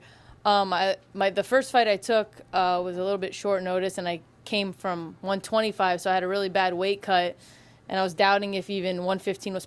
Were you surprised to get this Claudia fight? Yes, actually about it. I mean, it wasn't enough to really know each other. I didn't really show her all I have. She didn't show me what she had. But I know how big she is. I know her distance, and that's pretty much it. Talking about taking it, more seriously or less seriously, is it fair to say that you were trying to control things that were out of your control before, and now you're just kind of letting it happen? Yeah, that's exactly what it was. You always sit there and you look like, if I win this fight, then I can have this fight, and then maybe next year I'll fight, and then it never happens. So it's like, why am I going to stress out about something that I have no control of? So I told him, man, whatever happens. Like, as of now, I'm retired. If they call me with something good, I'm coming back. Like, and that's how it's helped. When we asked Claudia earlier today about you, she kind of laughed, chuckled a little bit and said there's levels to this, and effectively said she was going to show you there's levels to this. And I guess I'm just curious for your response to that. She's going to find out there's levels to this, too. I've been striking since I was 5 years old. I don't think she's ever seen the kind of striking that I have. I mean, watching it's one thing, and then being in front of it's another. Everyone can watch a fight and be like, I would do this, and then you're in front of the fighter, and you're like, well, shit, that doesn't work. So, she can show me her levels. I train with the champion, soon to be the double champion, so I'm sure there's levels to that as well. I mean, does it feel to you like there's almost a little bit of a blueprint out on Claudia at this point? Because, I mean, there was a time where she was almost looked at as unbeatable, but she has struggled of late, lost a couple, and then, maybe didn't look the best in the Carla fight. I've of course watched her fights, and I'm really worried about nothing. As long as I'm going to do what I'm going to do, I don't think she can stop it. I know there are levels to this. Maybe she's been fighting MMA longer than me. Maybe she's been training something different than me. It doesn't matter, I'm a fighter. I've been fighting for a very long time. I train with the best female fighter in the world, and competitively. So there's nothing she's going to show me that I'm worried about. I mean, you've mentioned Amanda a couple times now. How is she doing with that move up in weight? Good, actually. She's not a small 35er, so she's a good size 45er. She started her career at 45. She's looking really strong and really sharp, so I'm really excited about that fight. And how much does it help having Amanda training for her fight? You've got Joanna training for her fight at the same card. Just having teammates getting ready at the same time. It's always motivating when people are around you are pushing for the same thing you are. Living with someone, sometimes it gets a little stressful, but it's also motivating as well. If one of us decides today, but one of us wants to go and one of us doesn't, we're going to go. So you always have that extra push when you need to find it. Sometimes the days are, and then you have someone giving you that little extra. It's a lot. Is it almost too much just because you have Amanda training her for her fight, but also wanting to help you, vice versa? Does it get to be almost too much or no? No, I can handle it. I mean, she can handle it. It's not our first time doing it. When she fought Ronda, we actually flew out to Vegas 2.5 weeks before the fight, and it was 3 weeks before my fight. So I did a camp at a gym randomly 2 weeks before my fight. It didn't affect it. I ended up winning. So it's, it's just how you go into it. You can't let things like that get in your head. It's all head game at that point. These kind of forward pressure, heavy hitter fighters, people used to be kind of intimidated by them. Now they seem to want to fight them because they see them as predictable. Would you say that's the case? Yeah, I mean, everyone has their own style, and some people will be like, oh, she's not good with pressure, or she does good with pressure, or she gasses, or she, I can't look at someone's last fight and predict what they're going to do the next fight. I can't. It doesn't make sense. I can't look at someone's record and be like, they lost 2 in a row, and then they usually lose it. Like, that doesn't mean anything to me, or they've never lost in Canada, or they've never. To me, I trained. I'm going to do what I did. I'm going to stay on my game plan, and whatever happens, happens. Living with Amanda, have you noticed a noticeable difference just in her demeanor and personality, having those extra 10 pounds and not having to cut weight from a fight that's 2 weeks away? Yeah, I just have to cook bigger portions. That's pretty much it. Where do you feel like a win over Claudia puts you in the division? Do you feel like it would warrant a title shot? Maybe a contender fight, title shot, I'll take it. But, you never know. You never know when they're going to. I know after this fight I'm going to stay ready for the possibility of a title shot. or a contender fight. I feel like that's what this fight's going to put me. And you mentioned starting a family potentially. I mean, obviously this fight came up, so that changed the course there. How do you adjust your timeline with the fact that you have this fight now, especially if you win? I mean, that sort of changes things. That's exactly what it is. I'm going on that schedule. Like, I'm going to take this career as far as I can. You know, if there's a break in it or maybe an injury, there's so many things that you like. This isn't the first time we've talked about this. We've talked about this for 2 years now. Obviously, I'm here fighting this Saturday, so you never know with this sport. You know, obviously, I'm going to be the one carrying it, so it's not going to affect Amanda's schedule as much as it would mine. So it's not like we have to timing. Whatever happens, happens. Nina, if things didn't go your way on Saturday, is that something you sort of circle back on, or I Yeah. guess you just, okay. Yeah. Nina, you mentioned that a win on Saturday gets you maybe at least a #1 contenders match. Now, that'll be 4 straight for you, which would tie you with Tatiana Suarez for the division, longest streak in the division at the moment. Do you see her as a potential opponent, especially for #1 contenders thing? I was actually thinking that I'm not sure what's going on with the division. I think Rose was injured. She's taking time off. I'm not sure. I think Andrade would have probably been next for that. Or if they're waiting long enough, I was thinking maybe Tatiana and Andrade. I don't really know, but that's definitely a possibility. Yeah. You seem very confident, very prepared. Are you just raring to go for the Saturday night? I'm more excited than I've ever been for any fight. The higher level opponent, the better I perform. So you guys are going to see something you never seen out of me before. Really quickly, the odds for Amanda, she is a big underdog. Do you guys feel like you're going to surprise a lot of people in a couple weeks? Yeah, I'll put the house on it. This, if you win your fight, Amanda wins. Is this a month that you guys will probably look back on as one of the more significant in your lives, especially career-wise? I guess so, but you could say that it's happened before. When she fought Ronda, when I got my first win. We don't look at the bigger thing. We take little things just as important as well. So I can't be because this is huge, because you're going to be disappointed in life if you only look at the big things to be successful. Every little step is something we always look back on and remember. So.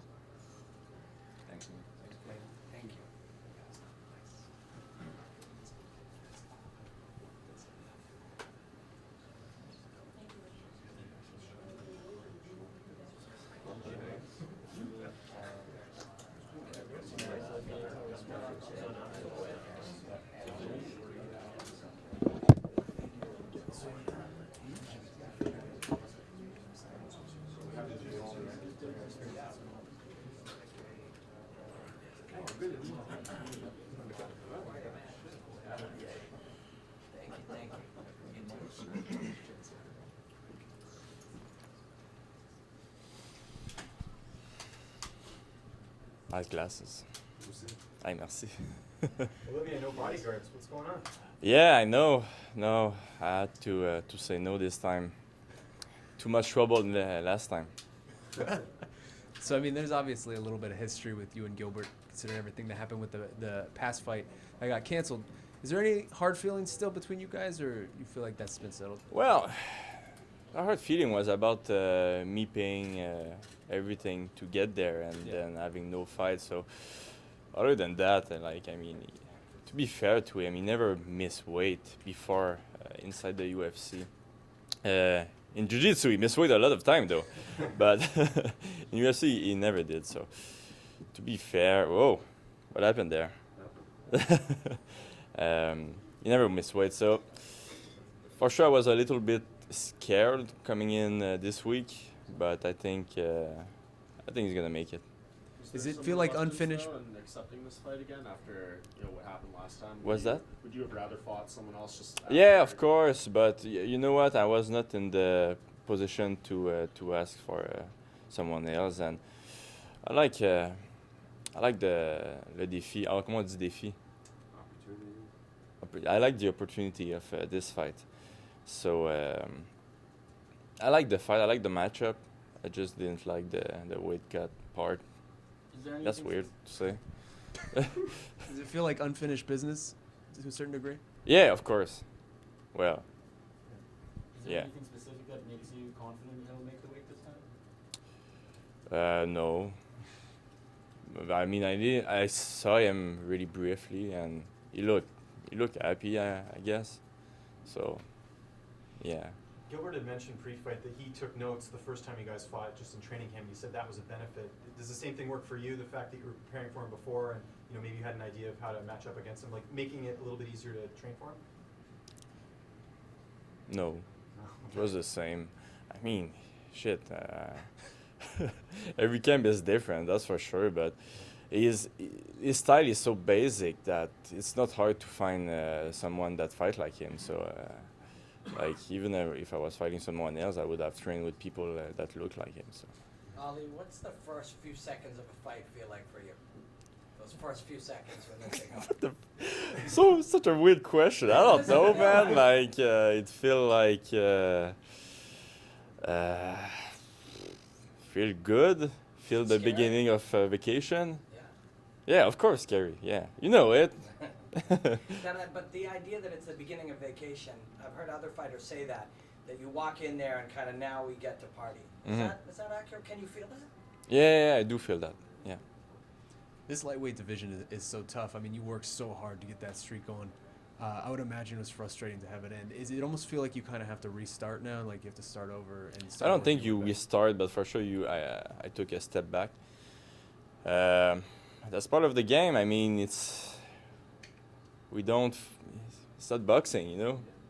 We don't have the best record. We don't fight people that are not at our level. It's the best against the best, and that's what UFC is. That's what MMA is, and that's okay. What did you learn from that loss to Hernandez? Nothing, I guess. I mean, the guy was better than me. That's for sure. I need to get better. I need to get better to get there. Is there more pressure heading into this fight, just coming off a loss? You've never lost 2 in a row in your career. No, there's no more. I feel good. I really feel great in my head right now. You like fighting in Canada, right? Because your last fight in Canada, this fight in Canada. You had a good performance here last Yeah, time in Toronto. yeah, of course. I prefer to fight in Canada. It's I don't have to take the plane to come here. After that last fight, you've gotten better. It's true. Specifically, what have you gotten? It's true. It's true. What have you gotten better at since that last fight? When you look at yourself, what areas have you improved? I'm gonna do my GSP here. I think I'm better everywhere. But truly, I really think I'm better everywhere. I'm better in my head. I'm better inside the cage, technically and physically too. Did you work different? Were you? Yeah. I worked a little bit different. I felt maybe I overtrained a little bit last camp. A lot of time, Ferras in my last camp told me to go home and freaking take a break, and it happened maybe 2 or 3 times the last month of the camp, and this time didn't happen. Felt great until now. Be in front of you. Have you ever heard this idea that a racehorse will kill itself if you let it? The what? That a racehorse. The racehorse? A horse that races. Oh, racehorse. A racehorse. I thought it was a dinosaur or something. A racehorse, if you don't make it stop, it will run until it dies. Have you heard that? Yeah, no. And that's like any fighter. Yeah, probably. You will push yourself until Is that a question? It's true. It's true. Yeah. You push yourself until you push too far, unless you listen to your coach to pull you back. Yeah. I think I did a little bit too much, especially with the schedule. It's not necessarily that I was training non-stop. It's just my schedule was maybe not smart as it is right now. So I was doing high intensity twice a day, and I don't think that's a good idea if I don't take steroids. And so we changed that. Oh, you take steroids then? No, yeah. Whoa. Olivier, this Canadian gangster thing has really seemed to take off. Did you expect it to go as well as it has? No, I didn't. It was a surprise, and I'm happy with it actually. How are the shirt sales going? I saw you got the shirt made up. Yeah, guys, buy my shirt on Push It Fist. It's a great shirt. You're gonna go look nice, and. What about the fanny packs? Is that on sale too? No, they don't sell the fanny pack. Do you feel like it's a really? I think that's the last one I have. The last one is a collector edition. You mentioned George St. Pierre. Oh damn, you guys, you're gonna fight. That's for sure. I love this shit. George St. Pierre, you mentioned him there. Is he in the gym training with you guys? Like, how often do you get to work with him? Every Monday. Oh really? Okay. So he's still in there a lot. Yeah. Do you expect him to come back at some point? No, if I was him, I would not. But You would ride off into the sunset? Yeah, of course. I would like disappear. I don't Why know is that? where. I don't know. I find it poetic that you're a fighter, you become known from like everybody, and then you just leave, just disappear, living your life in the wood. I don't know, something crazy like that, and then at some point people are gonna knock at your door and they're gonna tell you, hey, we need you. We need you for Khabib. And there's, but I retired. Okay, I'm gonna go. And then, like all those freaking movie. Do you think Khabib is the one fight that would get him back? I think so. Yeah. Last question about the Canadian gangster thing. I mean, it seems like the mustache, too, has kind of developed its own cult following. I see you putting shaving videos out there with axes and stuff. Why do you think, again, people have really latched onto this? Why do I think That people like it so much? Well, look at this thing, man. Who doesn't like that? That's fair. That's fair. How much was the help? How much help was Mandel Nalaba's camp? Again, one of your secret weapons at TriStar. How much help? Yeah, yeah. Like Well, how the much only actually help he you? gave me is he didn't fight me and kick my ass. That's the only help he gave me. No, tell you the truth, he don't have the style. He's not like Gilbert, He's a long. If I was fighting, I don't know, Anderson Silva for sure, I would go with him. But I don't think Gilbert have that kind of tool in his arsenal. Alex Garcia? Alex Garcia on the feet is more like Gilbert? Yeah, yeah, he is. But, yeah. So you fought in Alberta Strong. and Ontario. When are you coming back to Montreal? Oh, damn, that's this guy. We'll get back to you. We want to see you at the center. Yeah, I want that too. Quebec City or Montreal would be really great. A long time really been there, but yeah, looking forward to it. Hey, you're the guy that dressed up as me, no? Yeah. My man. Glasses and the mustache. Yeah, I like this guy. Better than this guy. You tried to sell your t-shirts literally by saying, hey, buy my shirt, they nice. That was your t-shirt sound. Yes. Well, it's true. I'm all about telling the truth. Thanks. All right, thank you. Thank you, guys. That was great. I was gonna joke. I thought you guys were brothers. I realized that I've been holding on high fives to Canadian gangsters. Just be a stunt double. Yeah, I really don't want to take the abuse. Get a good insurance plan.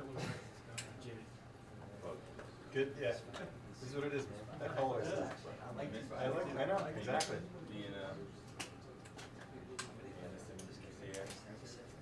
As long as he liked it, Sean, that's all that matters. As long as he's okay.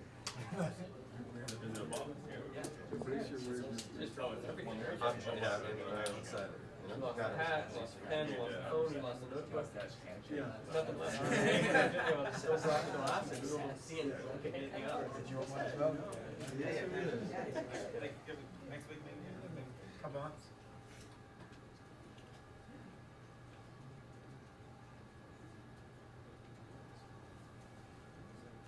Skinner and Jimmy, I think, right? Oh no, don't say sorry. That's why I asked. Get it out there. Oh, there you go. As you should. What's up, guys? Well, it's been a long time since you've been back, man. How's it feel to just be back here?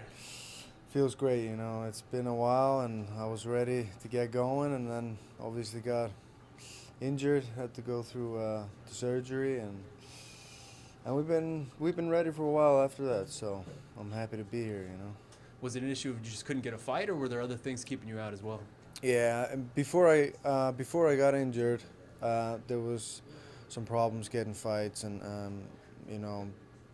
talking about this opponent and that opponent, and nothing kind of happened. And then I finally got matched up with Neil, and 4 weeks before I had to bust my knee, and so that was kind of unfortunate. And then it took a little time to get an opponent now, but much quicker, and here we are.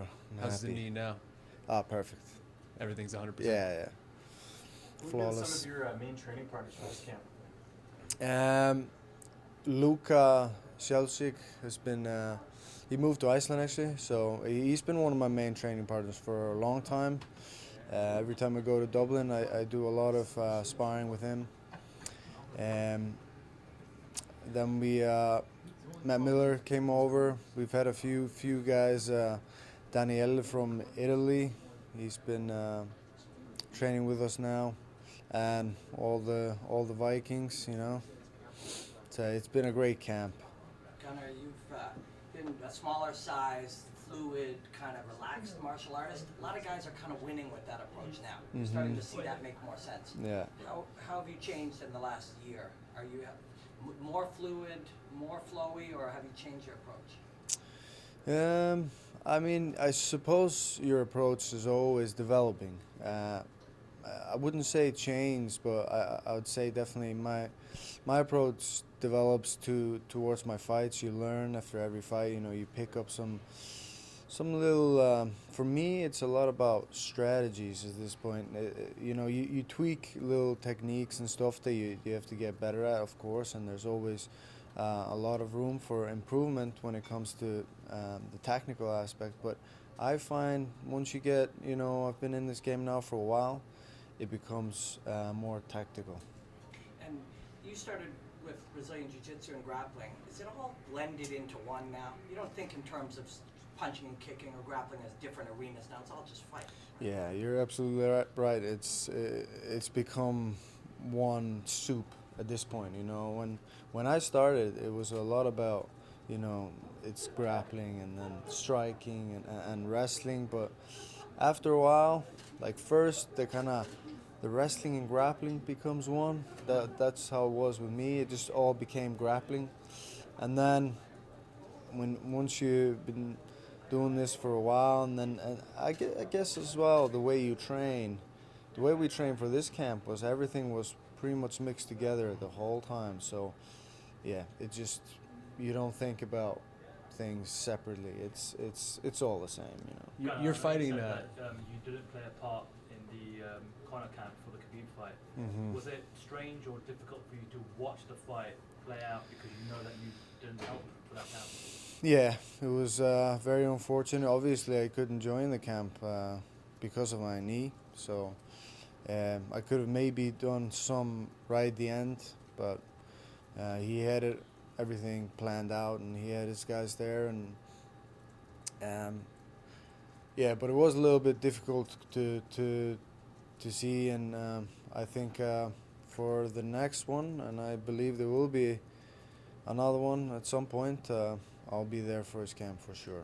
And from what you saw, and as well as you know Conor, can you see where the tweaks and the changes can be made for him to perform better against Khabib next time? Yeah, definitely. I'm sure he can as well. And Jon, obviously our coach. So the answer to Khabib has to be games of sort of non-resistance, right? Like not fighting back the resistance of flowing around. Yeah. I think there was a bit too much chase in this fight. I'm not gonna go into details on how Conor will beat Khabib and all that. If you were to face Khabib, much less resistance against resistance. Yeah, well, I'm a different fighter than Conor as well, so my strategy would be a little bit probably different than his. But yeah, you don't wanna sit in his world, you know, and guys tend to do that a little bit. We saw. Alejo Cuenta, he did actually pretty well, I thought. You know, he was able to tweak his strategy a little bit, and he did well.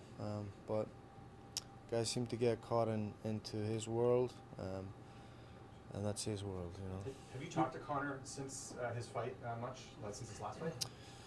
Yeah, we always speak, yeah. And Brad Katona's on this card. Do you work with him at all, or have ever worked with him at SBG? I have not.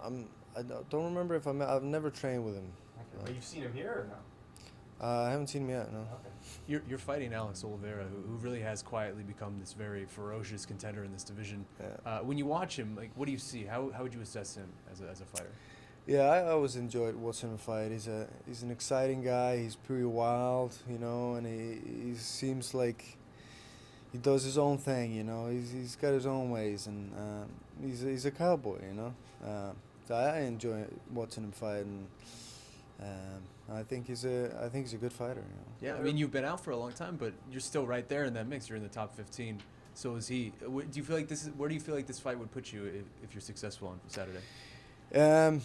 Yeah, I don't know exactly in the rankings how that all works. It seems to be, you know, sometimes you shoot up, sometimes you don't, and you know it is what it is. But I'm just going in there. I'm gonna win this fight. You know, that's my attitude, and I was very happy to get Alex Oliveira because he's, like you said, a ranked fighter. And to be honest, I would have accepted anyone at this point. It's been such a long time, but yeah, hopefully it'll shoot me right up there. In your mind, is it you want to be incredibly busy in 2019, having sat out? Yeah. Ideally, I'd like to you know, stay pretty busy this next year, and because there's been some time I've kind of lost out a little bit. So A guy like Alex, if you weren't fighting but you're just looking at him for a friend or a training partner, what's the big picture answer? Like take away his room to move, or what's the big picture answer for a guy like this? How to beat him? Yeah, how to beat him. So like, what's my game plan? Everyone, yes. What is your game plan? Sneaky. Yeah, you know, he's a wild opponent. He likes to come in and throw his shots, you know, chases a little bit, you know, reaches and stuff like that. So capitalizing on these kind of movements, and I mean, I'm guessing you all saw how Cowboy versus Cowboy went. That's one way, you know. Jon, what's your thoughts on the 165-pound division? I would be very excited for that. 165? Do you feel like that's your perfect place? Yeah, I would go down there, and I think I would meet some interesting people down there as well. That would be pretty exciting, and I guess would leave some of the not welterweights in welterweight if they still want to stay. You know, some of the bigger ones that keep missing weight, and you know. When you see those huge welterweights, even Stephen Thompson and guys like that, you look at them, they look like much larger men. Yeah, I'm not. Does Stephen doesn't cut that much, does he? He's a pretty big guy. Yeah, yeah. Some of them are massive. You know, I fought a couple that were really big. I remember Brandon Thatch. He was, huh? Yeah, Thatch. Yeah, he was pretty big. And what was your man's name? Zach Cummings as well. He was a big guy. I think he was like 92 kilos. When you look across there, and that's a guy who's almost 200 pounds at welterweight on fight night, how do you process that? You look and they're huge. You just mentally prepare for that? Yeah, it's, I'm used to training with people heavier than me. It's always, like, I've always trained with a lot of people heavier than me in my camps and stuff like that, and my style, you know, it works well with that. Of course, ideally, we do try to fight somebody our own size. That's why there's weight categories, and it would be pretty sweet in a world where the guys would actually just walk into the fight the same weight, and instead of like two 90-kilo guys cutting down to 77, to put it all back on and then show up the next day, both 90 kilos, but just a little bit tired. Gunnar, the other day on your Instagram, I saw a picture of yourself on a tractor. It looked like you're out in the middle of nowhere. Where was that? What was the story behind that? Was this on your Instagram? Oh, just here in Canada, just the other day. I think that's what it looked like. It was in Canada. So where in Canada? I was on a quad bike, right? You're on a sorry, not a tractor, ATV. I think an ATV, something like that. Yeah. Yeah. This was at my friend's farm, Matt Miller's farm. He's from here. He's been training with us for like 2 years. We went to his dad's farm and took the quad out and just, you know, messing around, going to the woods, have some fun, you know, day off. It's nice. Really quickly, I know a lot of you guys at this point are talking about that 165-pound division. Do you feel Yeah. like it's inevitable at this point because so many guys want it? Yeah, I think so. It's well, I guess there's like it makes sense because there is a big gap there, and when the weight is still that low, the gap is so big percentage of the weight. So like I think it makes sense, and it's in unified rules now, right? Yeah. I think it will happen definitely. As well as these categories are the biggest, like welterweight, I guess, and light, and you know that kind of this is the most common weight. So like, it makes sense. You didn't train in Ireland for this one, but will John Kavanagh still be in your corner inside? Yeah, he's always in my corner, and even though I'm not in Dublin, we're constantly in touch, and I'll be sending him like videos and stuff of training, and yeah, he'll be here. He's here today, I think. Cool. Thank you. Cheers, guys. Thank you very much.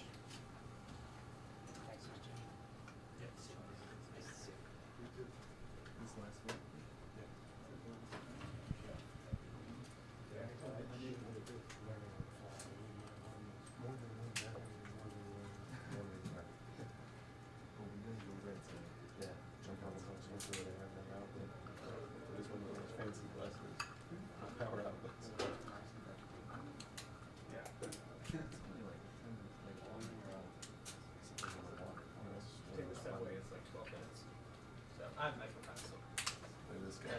You know, I bought a year, so I'm committed to it now. If I want a car, but it costs me nothing. If I want a car, I wouldn't use it. Not. I don't know. I have to parking insurance, so that's a good like $200 at least, maybe $400. You just want a new car. I know, but I'm paying for parking and the insurance. You know, like parking's $200 a month. That's $2,400 a year. Insurance is about $1,000. At least for me, because I crashed into people, so $1,500. Homeowners. But Jimmy, yeah. So yeah, it's like $3K right there. You know. That's yeah, exactly. I use that in the stock market versus in crypto. Yeah, let's go look at my Bitcoin. What's going on with that? Apparently, it's not new for cutters, but I think this was going to take a while. It's like the lowest it's been in a while. I think year over year it's still up, but like it was a big drop. It's like around the holidays it's still last year it shot up, but it might shoot up again around the holidays. So you know, I've lost about 50%. Time that Dave screws up something and then like yeah. I'm doing very well, thank you. best camp of your life. Yeah, best camp. Feeling great these days. How's your weight cut? You know, since I've come up to 170, I feel really good. You know, I've been able to eat more, have more energy through camp. They're gonna see the best team Chile they've ever seen. What do you think God and your team after? Pardon me? There's levels to this. There's levels to this, and I don't think they know what level I'm at. And they're gonna feel my presence on Saturday. And after you win, will you thank God and your team? Yes, of course. Almighty.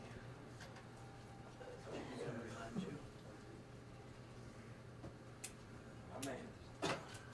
Hey, your first time, Jimmy. That got my sorted out.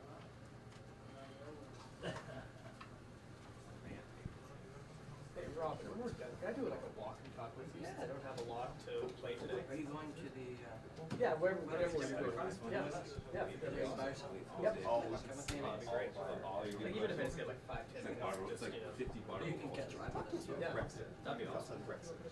So it's heavy. That's the thing. I don't want to like, especially when you or one of these guys ask questions. I don't want to take them hard. Especially like just be like, all right, Robin, I don't know. That makes it 10 minutes of breakfast. If it's supposed to be down to this,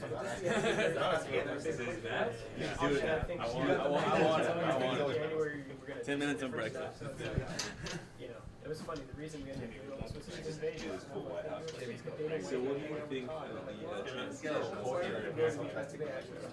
Come down, so. Everybody's going to be there right here. Yeah, really, really good. Like, we had TJ Dillashaw on, which is the LA stuff. Is it 5 days a week or 4? It's 5. So, like, it's building up. And, like, they trust me way too much. Like, Yeah, the little holiday special. They'll wait for affordable workouts. Yeah, I don't know, That's my favorite that I heard of it. I'm sure. That's funny, but I don't know if it's good. That's journalists doing Let the it. audience be the I judge. heard of it. I saw them at it.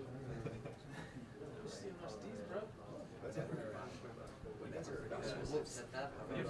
Hat tip embedded. Yeah. Is that good? Like I've heard that before. Let the audience be the judge. Yeah. Okay.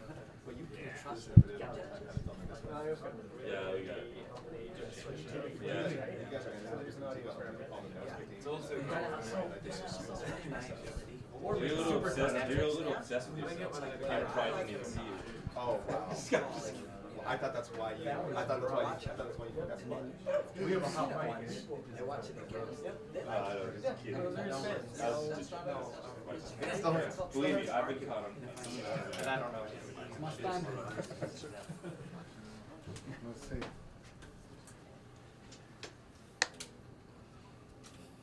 Jimmy, a lot of people are talking about this fight as two sluggers, but you're substantially more sophisticated than him, wouldn't you say? Thanks, but mate, I just can't wait to get in there. Who's to say I'm more sophisticated than him? You know, I know my skills, and once you get in there, it's a different story. You know, so it's more about concentration and everything. So if he's a slugger, you could get caught and everything. So it's all about staying focused and just getting your job done. Can you differentiate, like in your memory, between a night where you were very, very focused and really sharp and other performances where you're not quite as sharp? My last one with Blakovic was when I watch it back, I was going for the knockout too much. I was too focused on the knockout. I was getting hit with jabs and everything, and I was like, fuck your jabs. I just want to land my big ones, and like that kind of looking back at it, that kind of cost me the fight, you know. Did you watch Wilder versus Fury? Yes, Yeah, Wilder yes, was doing that, yes, right? yes. When he finally catches him in the 12, he was punching to where the head was going to be instead of punching Yeah, tight and I where think the head was. at first he was just doing the double jab right. I wasn't following up with the left hook after, so. But I don't know if you've ever followed hockey where you're from, but Wayne Gretzky once famously said, when they asked why he was so good, he said, I would skate to where the puck was going to be, not where the puck was. And that's when you're looking for that knockout so hard. Setting it up, yeah, that's it. But you know, it's all about experience, and that it's all about taking the positives from each fight, even if it was a loss. So that's what I've done. Jimmy, when you look at Thiago Santos, this is a guy who started at welterweight, fought a lot at. Did he start at welterweight? He started at welterweight, Oh, fought a okay. lot at middleweight. Do you feel like he has what it takes, the size and just everything like that, the power to be successful at 205 like this? We'll see. Last time he fought at light heavyweight, but it was Eric Anders who was coming up as well. So we'll see how he does against a natural light heavyweight this time. So for you, does this feel kind of like a, I don't want to say make or break, but a little bit of a make or break fight for you for title contention? A little bit, but to me, every fight is not a make or break, but every fight's a must win for me. And like, I'm not dwelling on the past, whether it's like one loss or two losses or whatever. I'm not dwelling on. I'm not living in the past and saying, it's a must win or whatever. I must win this fight though. Do you expect to be the much bigger man in there on Saturday? I'm not worried about it. It's not always about the bigger man. Maybe when it comes to wrestling and stuff like that, but we ain't gonna be wrestling in there. We're gonna be banging out.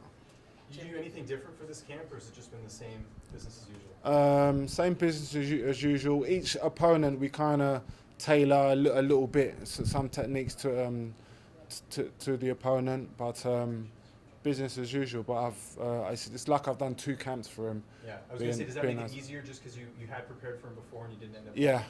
Yeah, definitely. And thankfully, hamstring injuries don't take that long to heal. So I was surprised myself, because when they showed me the scan of how big the tear was, I thought, fuck, I'm gonna be out for like months and that. But a couple of weeks after, 2-3 weeks after, I couldn't really feel it. We were still taking it easy and that, but I couldn't really feel it. So we started training and accepted the fight. Is that on your mind at all in this fight, the injury? No way. No, it's not even been in my mind in sparring. and that on the pads and everything. I'm still kicking good and that. Touch on something you said about how when you're in there, it's really about concentration. Mhm. We spend so much time training to punch and kick and move our feet. Do you train focus and concentration? Is there a way to improve that skill? We kind of tape our pad sessions and tape our sparring sometimes and that. So, you know, and where we got good coaches when they're watching you spar and stuff, you're like, remember this and everything. So it's just about repetition and that and getting it right. Jimmy, I know you said you were watching the Fury Wilder fight, and all of us saw that knockdown in the 12th round. You won almost all your fights by knockout. Have you ever caught an opponent with a clean shot like Wilder did, and then kind of seen them get back up in a surprising way? Has that ever happened to you in your fighting career? No.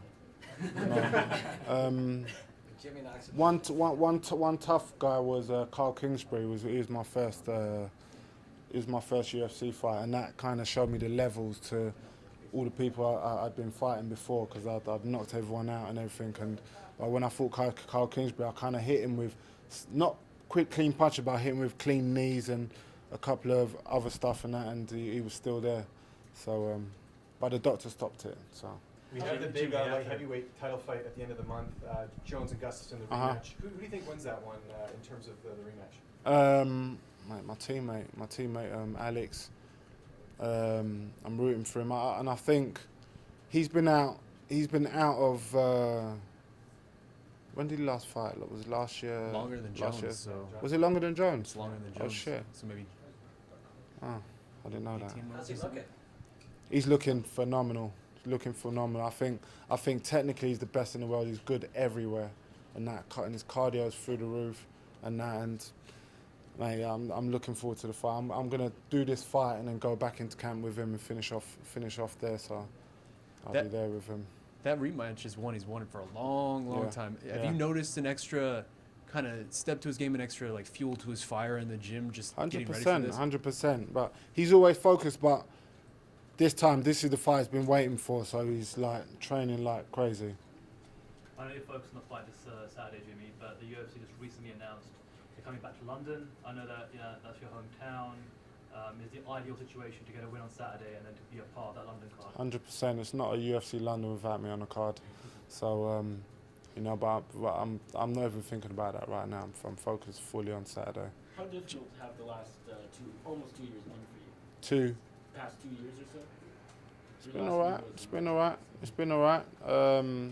I lost to Volkan and I lost to Blakovic.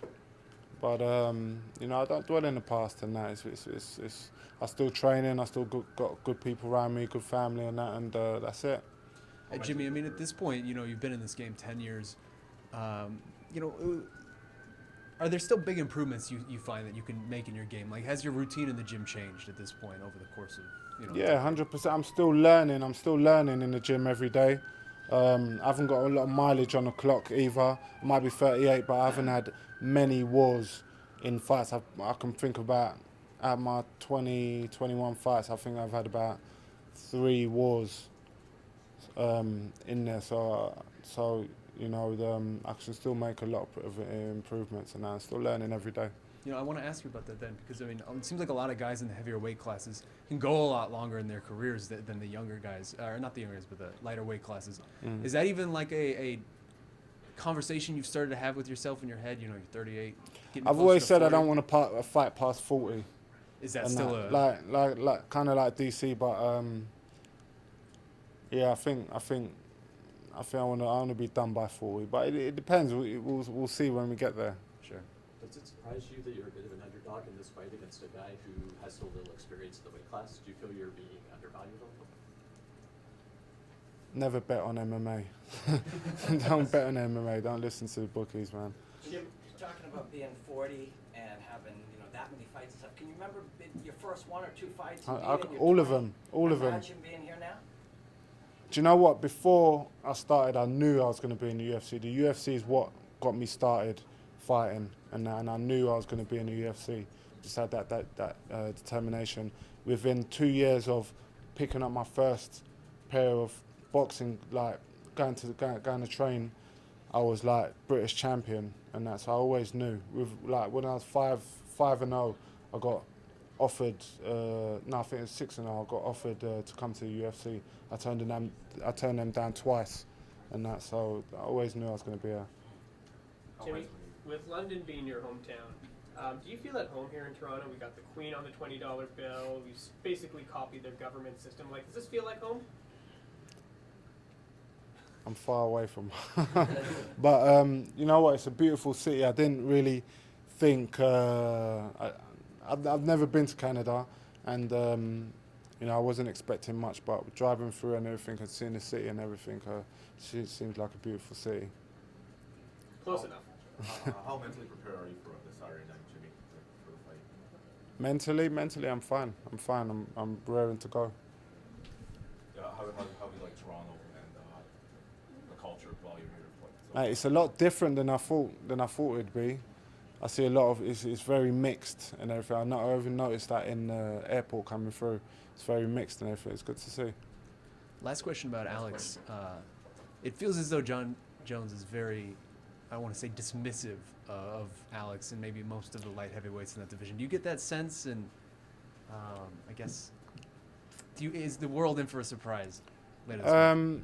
I think he knows deep down that Alex is going to be a tough fight. He might be saying what he's saying, but he knows it's going to be a tough fight. But being dismissive of the rest of the division, he is the best, and he is one of the best to ever do it. But you know, you can never underestimate anyone, especially in the UFC. Thanks, Jim. Thanks very much. Cheers.